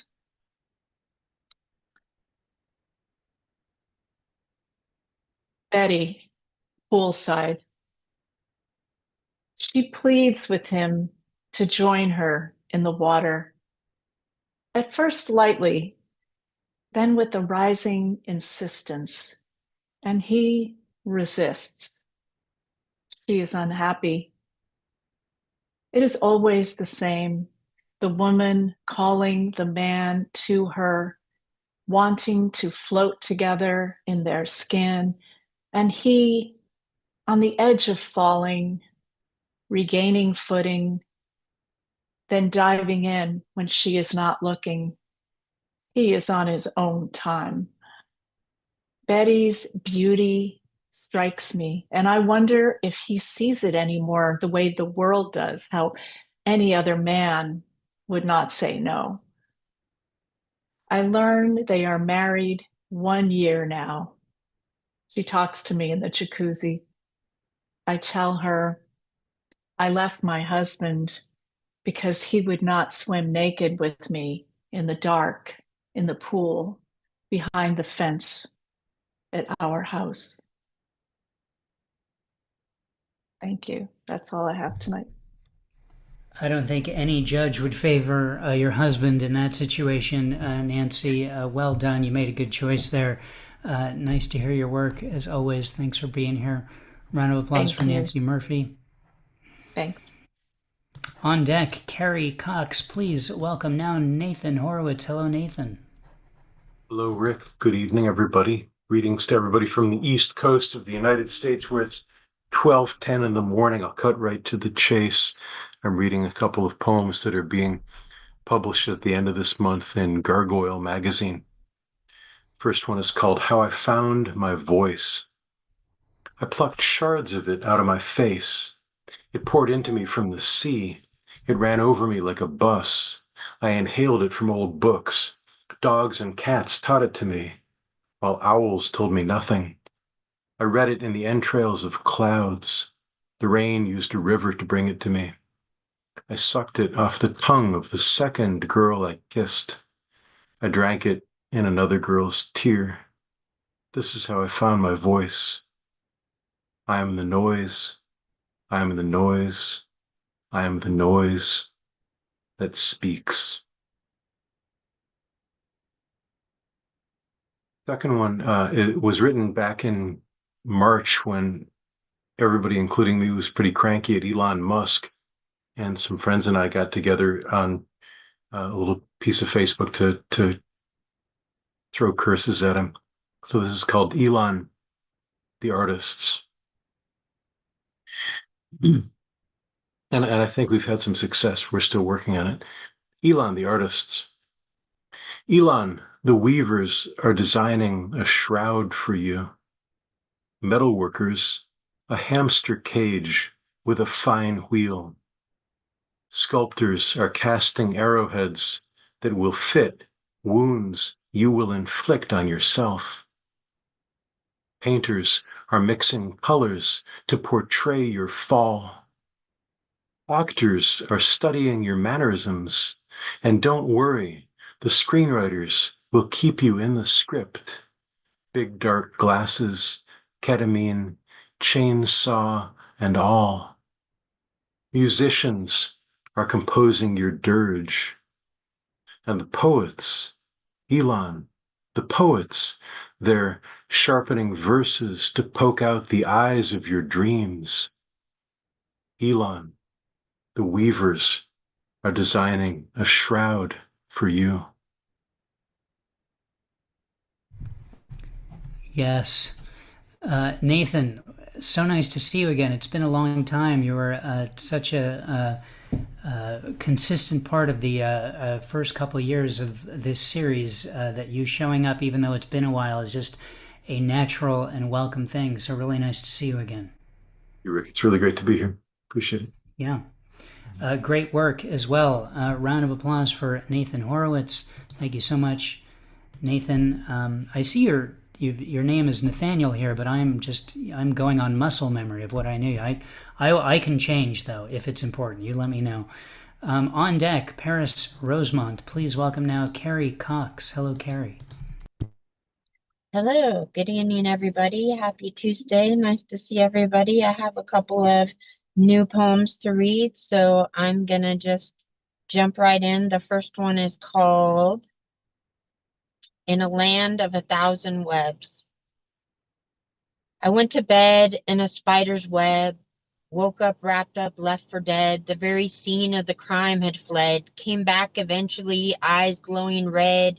8 long reasons I couldn't find a way out from another 8,000 endless strands of silk spun from desire and doubt. If the time has come for feasting, there's a wolf spider at the door. It's only been an hour since he last ate, but now he's back for more. Black widows warning young brides of the dark, sinister spinster, a big-bodied, worried-up, sick and sweet whisper, asking what is it that might make you whole if I give it and leave you when you need me most. Never saying why I go, asking what medicine you prefer for me to poison you with slow. So you'll never argue and you'll never want to go. Every tiger caught by the toe with no teeth left to show. In this land of 1,000 secrets sold for pennies on the pound, some given freely in flesh corners, some earned harder, some lost, some found, with all the eyes in town locked on your face and your feelings safely underground. A headless wish you wanted, 1,000 tiny sins, a mother and a lover with softest silken skin, to exploit and ignore, neglect and lead astray, give up on, put down, destroy, escort into an early grave. More come every day, more times than can be counted. The ones and twos who don't yet know the spider's way around it. Dance among the strands, swings on drops of silver light, never seeing until being the arachnid's next big bite. And then my next one is called Perfection of Perdition. Absolute, the perfection of perdition, every impossible numbered way of wishing you would listen while I christen every new word with the miracle of lung-laced breaths, the best-kept beast still howling from inside our hollow chests. I gave you more, you wanted less, a prodigy at prophecy. You summon up the glossy dream, spread it out for devouring, the absence crawling closer, overpowering the towering tantrums I'm waiting to throw, and a gown of old stories I glued together before I learned to sew. Absolute, the boiling point, the echo of a code red called out on every speaker, the mold and dirty deals and the alcoholic reaper in cahoots with every devil, every minion, every long-lost soul, cooled over ashen, aching coals. I was secrets told sleeping to pillows and moonlight. You were a destination and I couldn't afford the flight. Daisy changed to fence post fevers, a Milky Way of mean-faced mentions held there in suspension, high above us all, the writing graffiti honest on every city wall. Absolute, the way your tongue moves rough over new languages, pulled teeth, anger aimed at innocent hearts, a vow you don't intend to keep. I breathe easier when I know the good part's coming soon. My heart beats slow to melting. My skin gets lost in pale pink bloom, the movie-like quality of this epic new scene, a rocking rollicked reason to pretend, the way we both stood still and waited for the explosion at the end. Thank you. Carrie, thank you. And thank you for pulling over as well, because it's not safe to poetry and drive, as we've learned Yes. over and over. And yeah, please bring us in the car, everyone. Why not? Carrie, nice to see you. Thanks for being here. Thank you. Round of applause for Carrie Cox. On deck, Ken Scott. Please welcome Paris Rosemont. Hello, Paris. Hello. I'm zooming in from Sydney, Australia as well, because I wanted to see Hemat feature, and it was well worth it. It was a beautiful, beautiful set. So it's winter here, and so I want to share a summer poem because I'm missing summer, and I think it's summer for a lot of you up in the USA. So this one's called El Niño Verano. The air is thick with the humidity of another El Niño summer. It is abnormally quiet for 4 p.m. on a Sunday afternoon. Folk don't have the energy to do much. One can barely even exist in this oppressive heat. It's under-boob sweat kind of weather. I'm tempted to pinch my mother's CPAP machine so that I might breathe a little easier. Stave off this creeping claustrophobia from mugginess so dense you'd swear it was 3D. I lay on my bed like a starfish, gazing at my shabby chic, sepia-toned clock, bearing the image of an old-fashioned bicycle with a wicker basket full of pink roses perched on the handlebars, and the word Paris in cursive font. It's lagging split seconds behind the beat, because I haven't got around to replacing the batteries yet. The slow revolutions of the blades of my dusty ceiling fan remind me of the submarine propellers, or a merry-go-round. I conflate the two, and suddenly I'm imagining myself in the schoolyard as a child, jumping between the blades of this submergo guillotine, gladiator style. But it's far too hot to be contemplating severed feet, so I pull my mind away from such thoughts. The house yawns, stretches its arthritic joints with cricks and creaks. Outside, an aeroplane hums in the distance. Even the animals are silent. The washing on the line would have dried hours ago, but it's too hot to go outside right now. Sometimes I hear a flap of a billowing sheet or towel. When I collect my laundry later on, the items are all crisp as though tumble-dried. I like how they smell when they're extra crispy like this. I inhale the sun. Soft branches of my mulberry tree lightly scrape like wire drum brushes, composing a laconic improv piece against peeling, sun-faded weatherboards. Lulled into this makeshift jazz club, my thoughts inevitably drift to you. When I think of you, my body responds. And so, already slick with sweat on this sweltering Sunday afternoon, I add to the chorus of talk, flutter, scat, with my body's own music, as the southerly change sets in and the world hums back to life. Thank you. Paris, thank you so much. How nice of you to be here. It's rare to have any poets from Australia, let alone two. So I like the direction this reading has taken. I'm wondering, under boob sweat kind of weather, is there a special kind of umbrella for that that you might have in Australia that we don't have here? Is that something I might not be aware of? It's just like when it's so incredibly hot that the underside of your boobs start getting a little bit gross and sweaty. Like, Sure. Large-chested ladies will know what I'm talking about, right? Sure. Does it not happen to you in got America? Yes, we do have. Well, I think I'm just going to leave this right there. But I'm really happy that you were here, and please come back and read for us again. We do this every week, and it would be great to hear more work from you. Oh, it's lovely. Thank you. Thanks for having me here. Sure. Round of applause for Paris Rosemont, first time here from Australia. On deck, Heidi Casa. Please welcome now Ken Scott. Hello, Ken. Good evening, everyone. Good evening. It's funny because I was about to type something in the chat saying that I had dated some large-chested ladies that totally concur with the underboob sweat thing. So yeah, it is a thing. It is a very real thing. And yes, they would use all kinds of stuff like talcum powder and whatnot to try to compensate. And yeah, the struggle is real. Either way, on a totally different note, I'm going to switch over to spiritual, esoteric works that I've done. I might have done these before, but these are recent works that I did. The first piece is called The Fire of Ascension. There was a fire shut up in my bones, driving me to preach to the empty air against the corruption, the bigotry, the avarice, the evils, the violence, and the insanity of this world. My words riding across the heavens like a holy warrior in battle.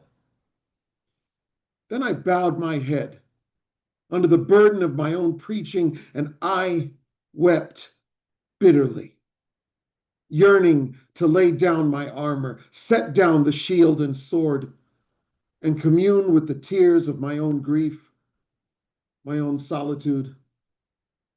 Then I looked at the same fire in my bones and realized what it was trying to tell me all along.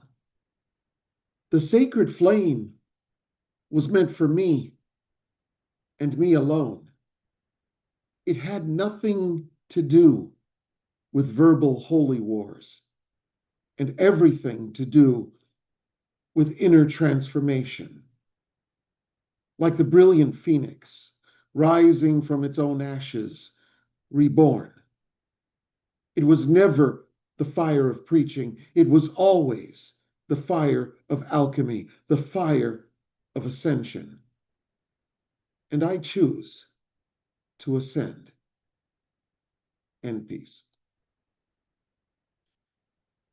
The next piece is a continuation of that. It's called The Divine Arises Heaven Born. The inner fire of transformation is for times of silence. For you are the silence of all sounds in one.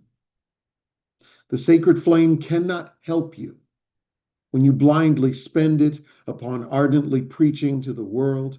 You must channel the fire inward, in silence, in meditation, in the nothingness that is everything, in the infinitesimal infinite, in the real you. Remember the brilliant phoenix, the rebirth, the ascension, the seed of life in the womb of life.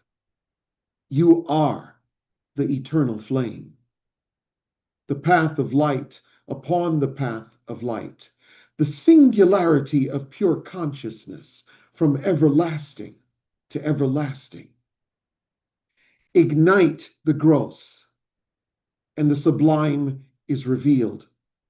Let the old things die in flames, the savage things perish in ashes, and the divine arises heaven born, soars in sublime glory and perfect peace.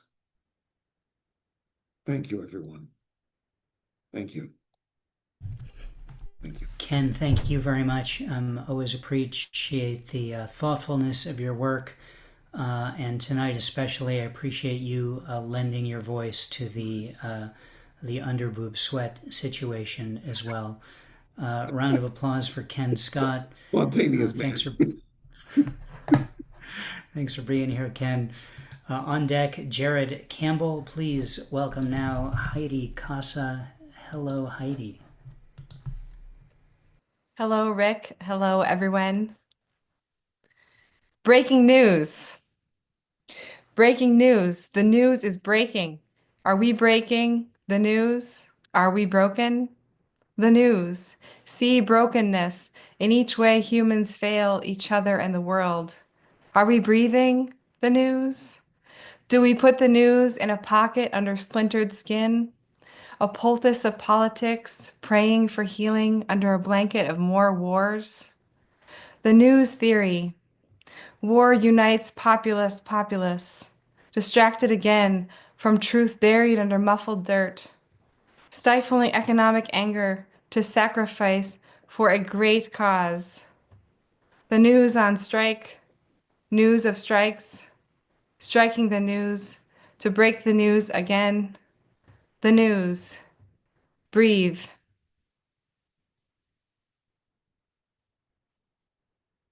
And how to breathe when you feel like suffocating.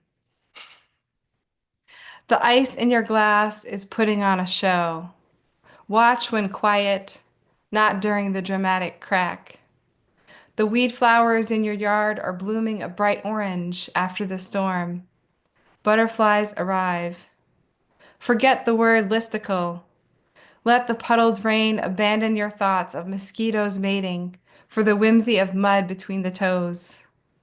The umbrella a vehicle for taking off, its opening an inlet for incandescence, not just protection. Thank you. Heidi, thank you. A couple of great poems from you tonight. Thanks so much for being here. Round of applause for Heidi Casa. Well done. Thank you. On deck, Edward Foreman. Please welcome now Jared Campbell. Hello, Jared. Hello. So I've got a poem about sitting in the dentist chair and remembering two different trips that I had previously taken with my wife. It's called Temporary Crown. The dentist took the needle out and left. While the Novocaine was settling in, I remembered how the tree reminded me. The one at Sichuanbana Tropical Botanical Garden, where we walked among plants unlike anything I'd ever seen, until we crossed a river and saw a plumeria tree blooming beautifully. Its still but spinning flowers reminding me of Hawaii and our honeymoon, when everywhere we went, plumeria was there to greet us. The dentist came back in and prodded me to check that I was numb. I wondered what I felt about the things I felt on those two trips. Nothing at all in Sichuanbana, but the borrowed feelings of the honeymoon, but faded simpler. Hawaii had the feeling of a leaping into nothingness, exhilaration, dizzy fear, exhaustion from the wedding, a sense of ownership of the unknown. Years later, marriage was no longer blank, formless abyss. Just as in Sichuanbana, plumeria was not an unfamiliar tree, but the only one I recognized, as unexotic as the marriage that I take for granted like the air I breathe, and which is known and unknown both, the way that one's own life is all that can be known, and yet is unknown insofar as it remains. Perhaps we know ourselves as memories. Persons are unknowable. When the drilling started, and its noise, the brightness and the lights reminded me of how eerily direct the sunlight is in tropical Sichuanbana and Hawaii. Only in the dappling of their forests did I feel at home. I smelled the smell of tooth reduced to something not a tooth, and realized that I could not recall the fragrance of plumeria at night. The dentist kept drilling, searching for something or removing something I can't use but also can't grow back, or reshaping me to fit a product I had paid for. He left to fetch my temporary crown. I remembered on our honeymoon one night we walked to see the Mahayana temple from outside. On the way we saw a plumeria tree in bloom with fallen blossoms in a ring around its trunk. The tree had been astonished by its blessings, unprepared to carry so much beauty, and it dropped the greater part while rushing like a child who tries to carry far too many toys in his excitement at the arrival of a friend. I picked a fallen blossom off the ground and placed it in your hair. So I know that's a little bit of a long one, so for a second poem, I'll just read one that's 4 lines. The evening clouds floated like curds in whey waiting to be pressed, if curds glowed gold like embers reinvigorated by the blowing of a bellows.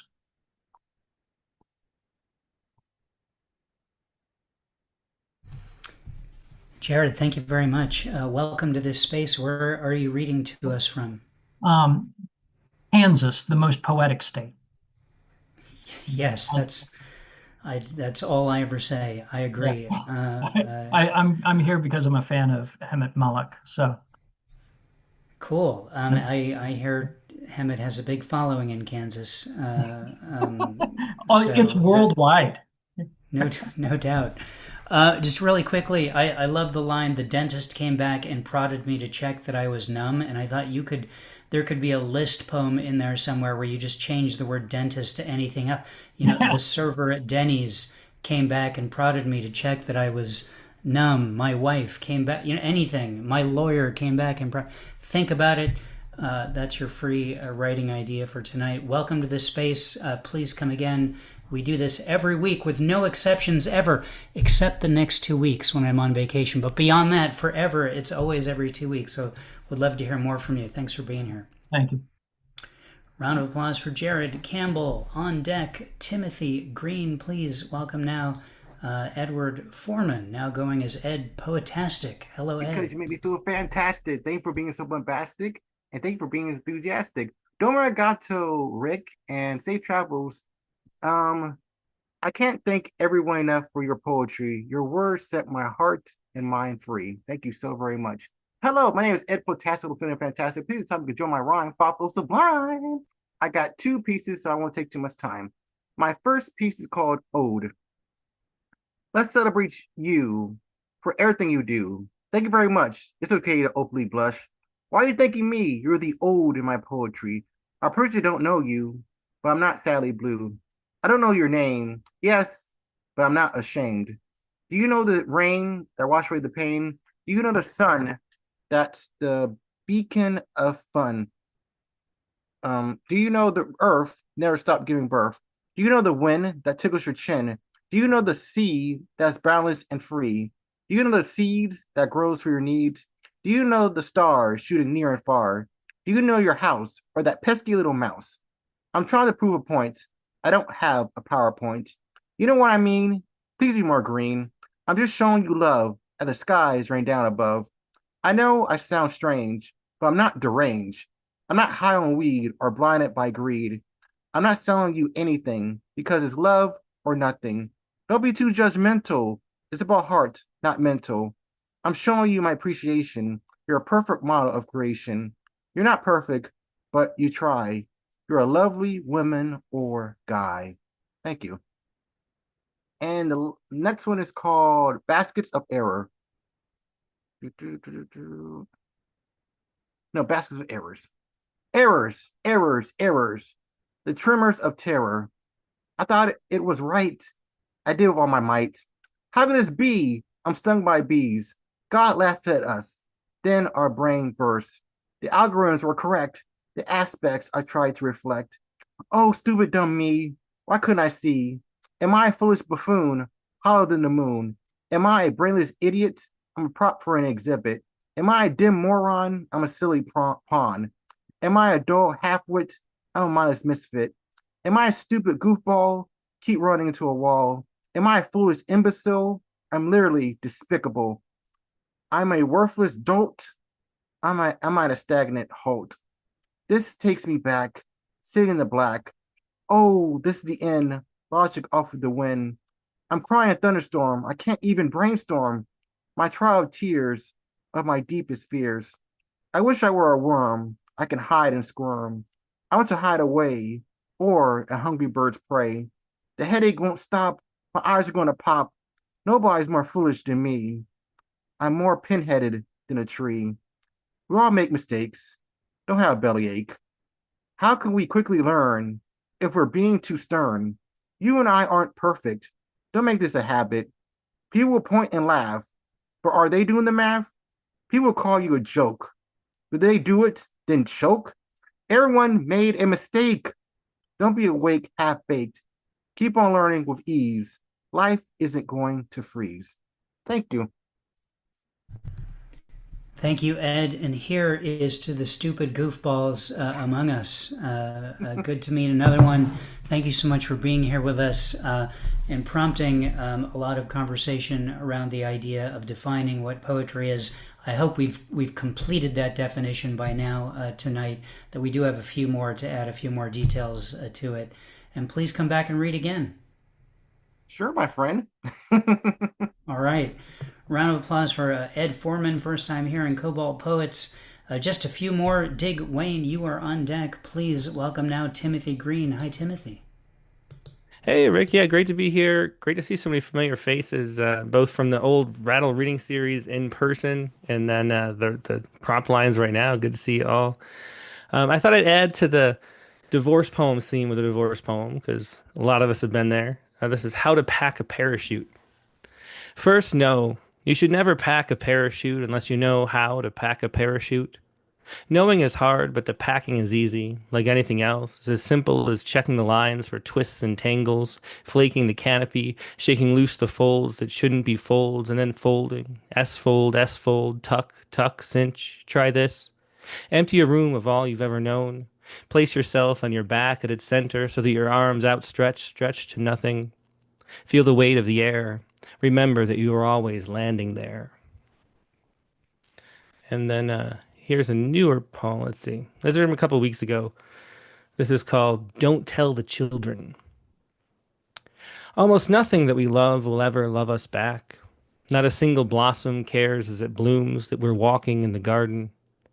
Though we gather their scent as vanilla in the baskets of our senses, the scent itself is indifferent. It works as the bees work, not knowing that they're working, knowing only that the blossoms are sweet, knowing only that they're there. In this world of the winged and the wingless, each are carried on currents of air. Where they fall is where they've fallen, through the maze through which we fall. But only we can be amazed. I love your toes, I say. I love the curve at the base of your back, and in your eyes all the colors of a universe. But even those flecks of swirling blue don't know that they're blue. Your skin doesn't know my skin, even as our skin is touching. A billion cells in the body, and not one of them knows that in the whole they are holy. But they press on, and they're pressing together. They cling like the hair I love that clings to your sweater, a long and single golden strand that can't love itself, knotted in a spool of not knowing.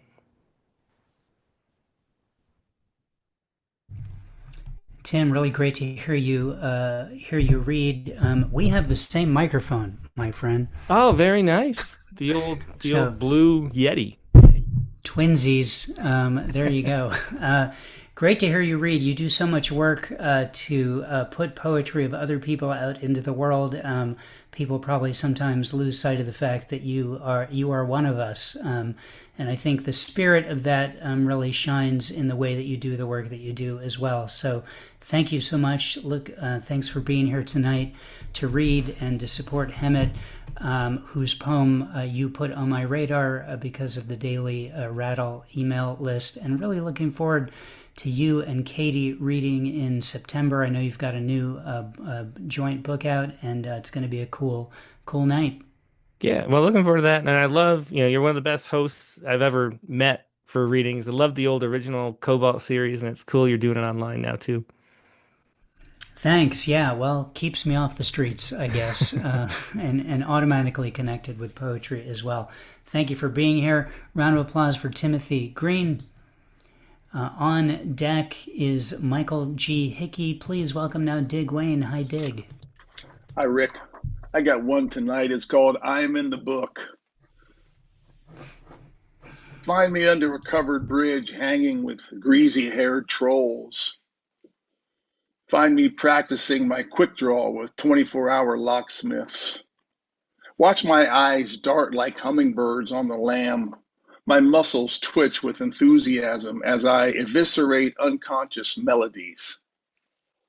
Find me between a hot poker across my back and a skinny carpet cleaner. Find me black and blue from 12 rounds of tattoo removal house calls. Watch my permanent record scratched, clean, burned for pennies on the dollar. My invalid pen prick up your credit score like dominoes clicking with envy. Find me in the yellow pages under scapegrace, heating and cooling ADU installation for felons. Find me dog-eared from listening for muted tumblers. Watch me sleeping with my mouth open during business hours inside a bank vault, my fingernails wet with chalk dust waiting for your call. Find me stretched out on your ironing board with a wrinkled forehead, crying like a moot. Thank you. Dig, thank you. Solid poem tonight. Well done. Thank you. Thank you. Sure. Round of applause for Dig Wayne. Thank you so much, Dig, for being here. I am on deck to close out the open reading. Please welcome now Michael G. Hickey. Hello, Michael. Hello, everyone. I know it's late, so I'm just going to read one, and it's pretty short. It just needs a little context. I've been with a local theater group for the last 3 years on a semi-regular basis, and on July 20th is our next show, and it's the group is called Drunken Owl Theater, and we perform at a place called the Jules May Saloon, which is the oldest bar in Seattle circa 1888, so 23 years after the Civil War was over. Anyway, so it's called the Drunken Owl Zone. The theme is for July 20th, and I'm supposed to start this off. I'm going to be doing some method acting. I just said that to see if Dig Wayne was still paying attention. I'm going to be Rod Serling, and I'll be opening the evening with this. You unlock the front door and immediately realize this DOT is not the Department of Transportation at all. You have unwittingly entered this portal with the key of imagination and soon realize there's not a motor vehicle to be found. No, this DOT leads to a new dimension of sound, a new dimension of sight, a new dimension of mind. You're now moving into a land of both shadow and substance, science and superstition, cold beer and hot tater tots. This is a land of things and ideas, comedy and tragedy, playwrights and poets, actors and musicians. The door to this DOT leads to a void in the universe, the vast infinity of the universe, the eternity of time, a world both real and surreal. Yes, you have just crossed over into Drunken Owl Theater. Thank you.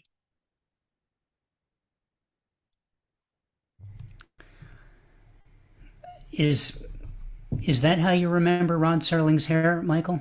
No, not at all. It's the best I could do today, Rick, okay? Okay, give me a break, okay?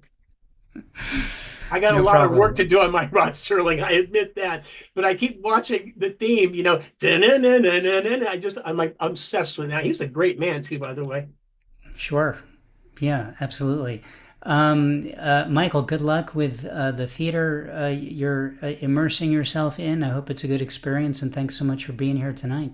Thanks, guys. Thanks, Rick. Round of applause for the Michael G. Hickey Zone.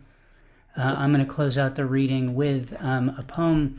I mentioned last week, you might have seen an email that my new book, High Moose Alert, which I have a copy of, is now available for pre-order. It comes out end of July. Poems I wrote last summer when Addie and I were lucky enough to go to Alaska, Vancouver, and the Yukon. This poem is from early on in the book. We took a flight from here to Vancouver on Flair Airlines. Don't recommend them.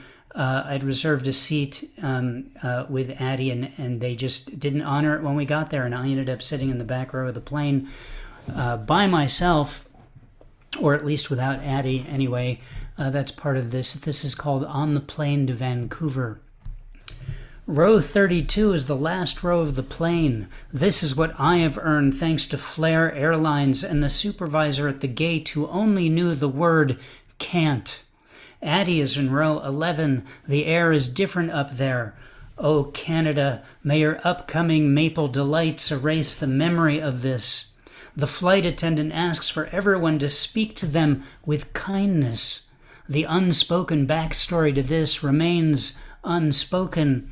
Now, announcements in French. Thank God for the French language, making us completely forget Los Angeles. I will pay double to never have to utter the words Flair Airlines again. And now the war for the armrest with a stranger begins. They're building a better LAX. I don't know what they're going to do with this one once it's finished. Last row will take forever to deplane. I hope Alaska isn't closed by the time we get there. I'm not sure what Flair Airlines has a flair for. Operating an airline is not one of those things. We'll all get there in the end. I just wanted to get there in the beginning. I would like to remind everyone that Canada is a different country, which makes this an international flight. There's a convenience to sitting by the bathroom. The smell is not part of that convenience. Captain Chad, First Officer Matthew, flight attendants Katie and Aubrey. Never a more Canadian Caucasian flight crew was there. One more time in French, they keep saying. Hawaiian Airlines may have the most beautiful airplanes in the world. I would like to tell you about the ocean, but all I have knowledge of are the tops of the clouds above it. One thing of turbulence. I measure turbulence in things. I'm not better than anyone else on this plane. 5 more syllables. Seated next to Captain Spread Out Everything. Arms, legs, mouth, cough. The last flight we were on had inter-seat communication available on the seatback tablets. This flight doesn't have that, and I know for sure they don't allow smoke signals. I hear a clanging bell, like a train is coming here in the sky. There it is again, followed by 2 things of turbulence. The last row of the plane. Is this what my ancestors toiled 400 years in Egypt for? I can see the ocean now. Where was it 400 miles ago when I needed it? Much of what America eats is grown on the fields laid out below me. I take 3 pictures of the single mountain snow-covered land tit somewhere between Los Angeles and Vancouver. 10 minutes later, I see the other land tit, different size. The earth has had some work done. They don't ask my row if we want any snacks or drinks. They lost their passion for this work somewhere around row 15. It is beautiful outside this plane. It is also beautiful in seat 11B. There you go. A run of things that occurred to me while flying between Los Angeles and Vancouver, available in my book, High Moose Alert, which you can pre-order and read more poems from at poetrysuperhighway.com/moose. Having said all that, I want to thank everyone for sticking around tonight. We had a lot of people here, and almost everyone stuck around all the way to the end. So thank you, audience. Thank you, community. Thank you, open readers. And especially thanks to our featured reader, Hemat Malak, for giving us a great reading and inspiring so many people to come here tonight. I've pasted more stuff in the same stuff I pasted earlier in the chat. You can tip Hemat for her reading via PayPal. Please consider doing that. You can download the broadside for Hemat's poem at poetrysuperhighway.com/cobalt. Click on broadsides or just that link, and you can grab it for yourself, as well as all the other broadsides ever published in this series. This one, by the way, is number 666. So there you go on that. Also on the Cobalt Poets website, if you're new here, and many of you are new here, click on email list and you can add your email, and every week you'll get a couple emails reminding you about the upcoming reading, who's featuring, with a convenient place to have the Zoom link in your inbox if you would like it. And finally, also on that website is the calendar. As mentioned earlier, the next 2 weeks I'll be on vacation, so no reading. And then in 3 weeks, on July 15th, I think, something like that, Dan Mahoney will be here as our featured reader. Heading back to Hemat for a moment, there's also a link to her books on Amazon there and her website as well. So check all of that out. Again, thanks everyone for being here all night. Great reading. I've clicked the Ask All to Unmute button, so feel free to commingle electronically. Oh, okay, for you Aussies, okay, I don't care. for you Aussies, I don't care if it's tomorrow or the next day or whenever the hell it is. You need to come back, man. You killed it. You guys were awesome. Absolutely. Absolutely. I thought you brought it to life. Oh my goodness.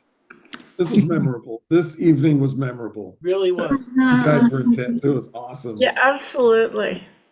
Oh my goodness. Fantastic. Rick. Some really, really great work tonight.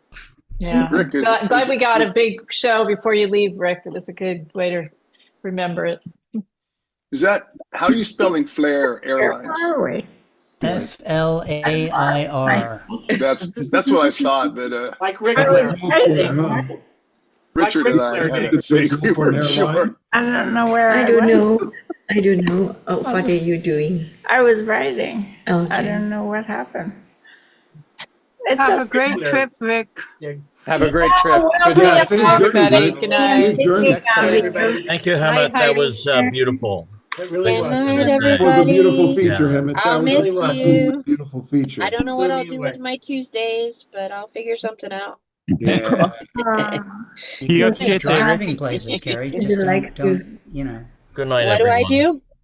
drive. You could do a Wonderful driving. You evening. could drive Thank you. places. Yeah, I'll just drive around and recite poetry. It'll be cool. There you go. There you go. Maybe I'll yell it out my window. See you. On I that could note, serenade everyone, people out my window. You can. I gotta get ready for work. Good night, everyone. 1 a.m. in Night, May. everybody. Good night, Thanks, everybody. everybody. Good seeing you, Carrie. Give me a call. Whoa. Yeah. Okay. Great meeting. Great meeting. Wow. Wow. Happy sailing. Rick. Thank you. Bye. All right. Well, nice to see you guys. Have a great couple of weeks, and see you then. See you next time. Love you, Rick. Thank you. Hasta la vista. Great night. Great night. Yeah. I should Nice to see you, wear my Mariko.